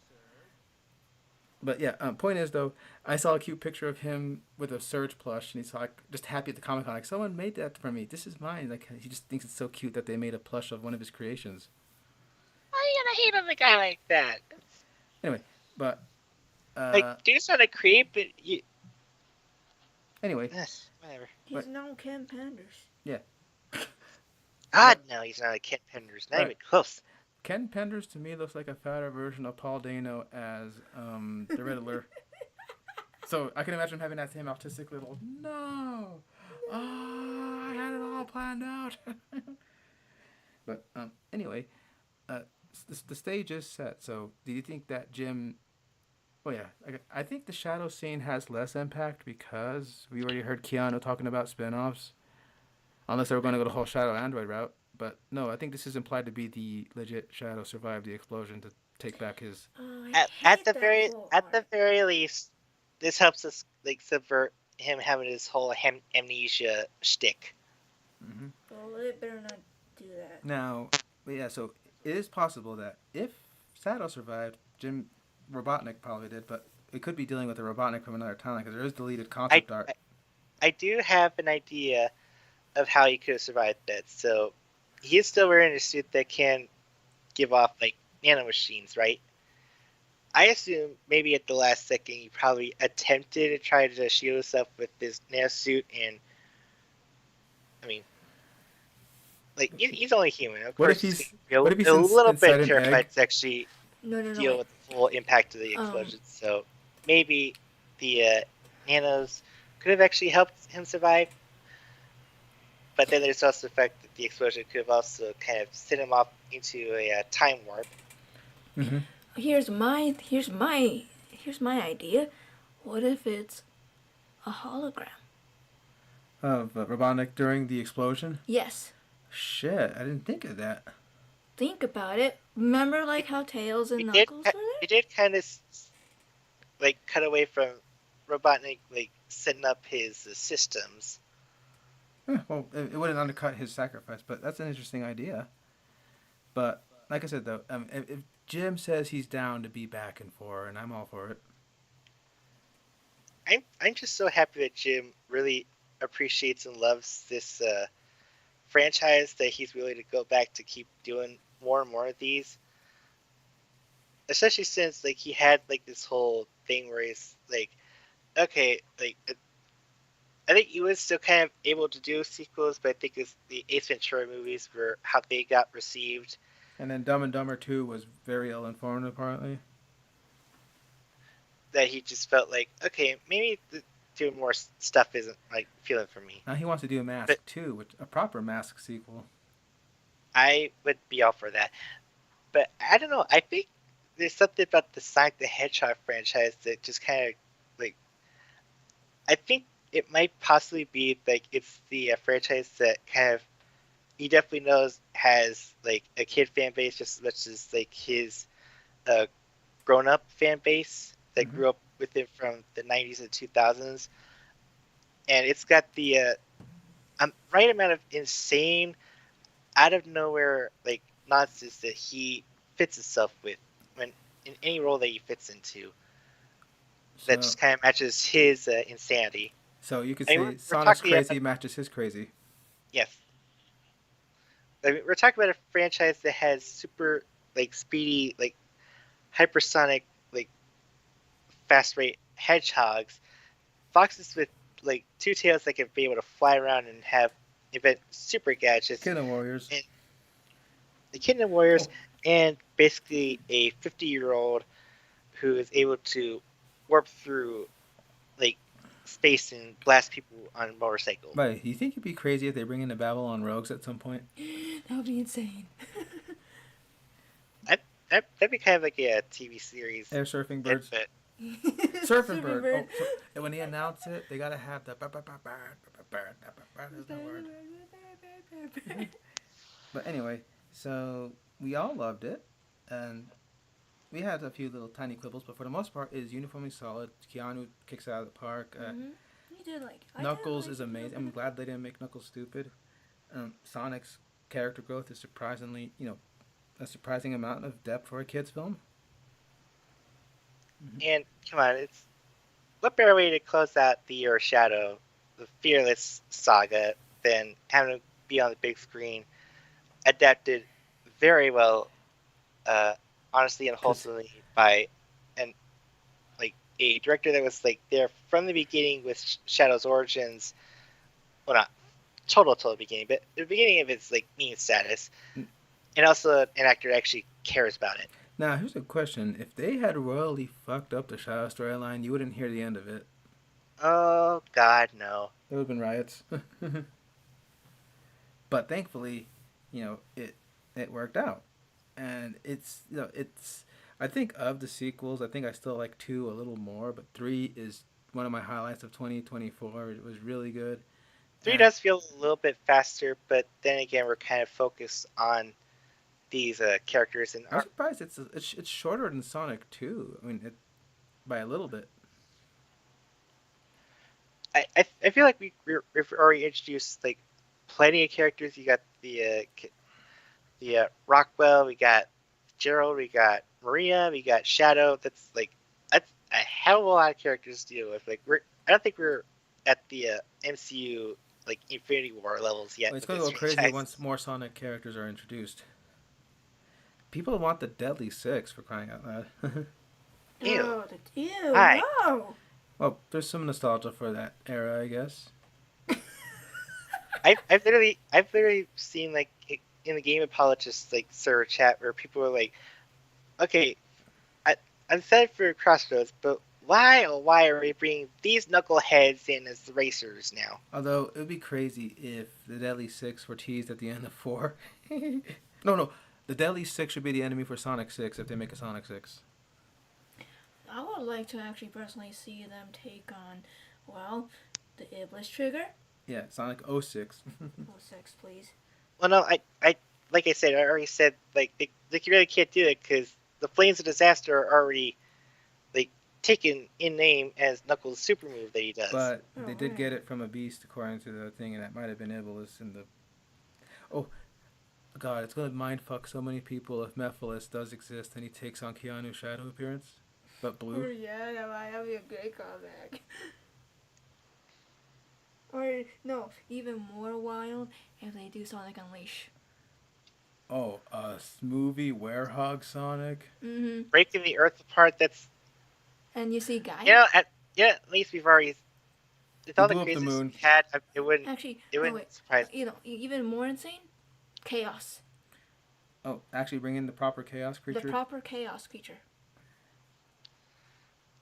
I definitely think we're way too soon to even touch Frontiers, but Sage. damn it, I really do want Jim Carrey to interact with the Sage character. Well, imagine if Sage is made off of a simulacrum of the Maria Robotnik actress, That'd be kind of nice. but Sageified. They could definitely like have her like retain her like video game design because she's an AI hologram, she just look like a program. Mm-hmm. But we'll see. Like, I think the future. People are saying It's that. funny that we're already discussing like all the possibilities and we're like not hesitating too badly because at this point like 3 movies in, each one getting better than the last. I think these guys pretty much got it. They have the franchise nailed. Mm-hmm. Yeah, as long as they know what works. So, They have certain people like attached that know Sonic in and out. Oh my god, it would be crazy if like one of these movies they decide, you know what, let's bring Ian in. Let's see what Ian does if he actually writes a Sonic movie. oh yeah. But yeah, oh god, if it let it be, please let it be to bring in a live action Surge. God, I really love that electric gremlin Tenric. What are they? They're like hedgehogs, but they're not. But they're Tenrics. They're not hedgehogs. Okay, Yeah. but they look like hedgehogs. They do. It's like how Kendas look like porcupines, but they're not. Alright. Let me see. Because it is a real creature. See? It's in the same family as a hedgehog. Oh, it looks adorable. No wonder why they picked it. I like it. Mm-hmm. And the quills do kind of like arch up just like her ponytail. God. I mean, I may not read the comics, but I see that character every now and again. And I like The art design is good. I do like it. So. I even sent him a Powerpuff Girls with Amy, Surge, and Blaze. Yeah, I saw that. It's like, damn it. Yeah, those are pretty much the same character. And you wouldn't think Blaze to be the Bubbles type, but Ian would think we were talking about him or we were talking about Ian Flynn. oh, oh no, we like you too, Ian. But if you do have a good picture of the movie, please just send it our way to see. Well, he has several. But yeah, okay. And anyway, we've gone on long enough. We really rambled. This was a rambling night for sure. So, any other thoughts you want to give? Well, Are you talking to me or Eh, your well, I'll give the floor to you first, sister. well, let's see where it goes this time. And well, I hope it. I'll be damn surprised if my theory idea comes to reality. The robot like I pretty much use future sight, as you can know about Absols. Apples can See the future. but they usually see when disaster comes. Yes. All right, and you, Derek? yeah, Derica. So 2 years is gonna be a long wait for me. I just know it. Cause that's 2027 is when it comes out. It's ah, oh well. At least they have a strong trilogy and a fun quirky little side quest series to go off of. But yeah, you guys definitely need to get back to playing Sonic Shadow Generations. Well, it's coming out the same year as Secret Wars, but that comes out after it, thankfully. I mean, after literally feeling with so much emotion and crying, seeing Biolizard after 20 years in generations, I should probably continue playing it. I mean, I only want to play it, well, just to, well, nostalgic reasons. Sonic Generations, and well, come on.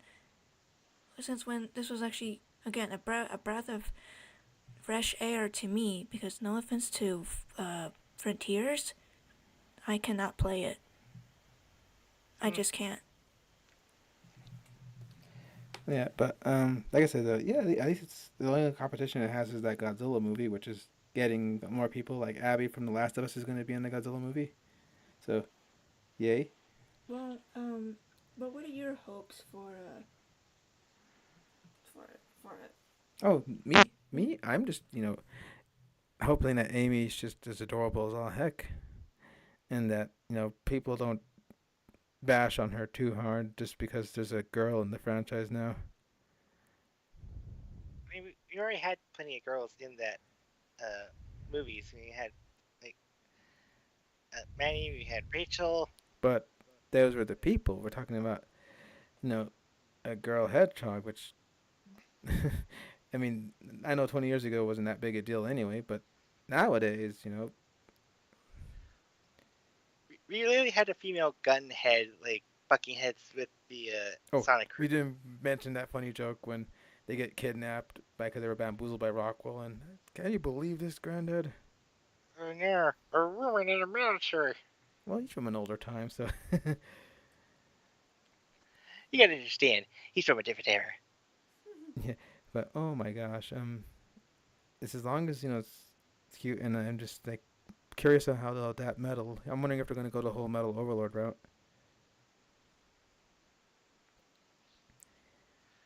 So, All right. yeah, I'm so glad we finally got to talk about this. I was kind of eggy on you a little bit to get around this, Yeah, sorry it took a while, but that was mostly on my part.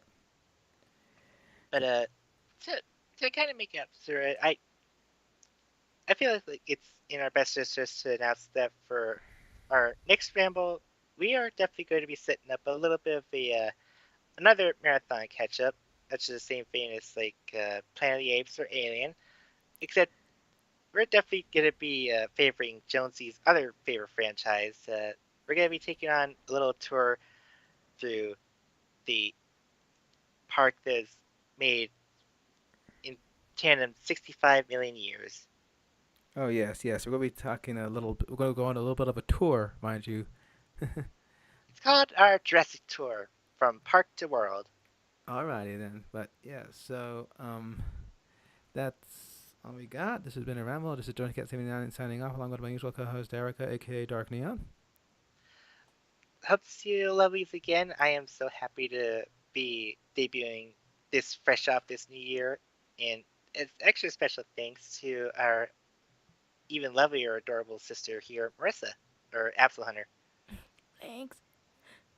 So you can say your usual sign up. Okay, well, it's been a real slice and real drag. Nah, just Thanks for kidding. nothing. Love you. Thanks all for nothing. Just kidding. Love you guys. Absol out.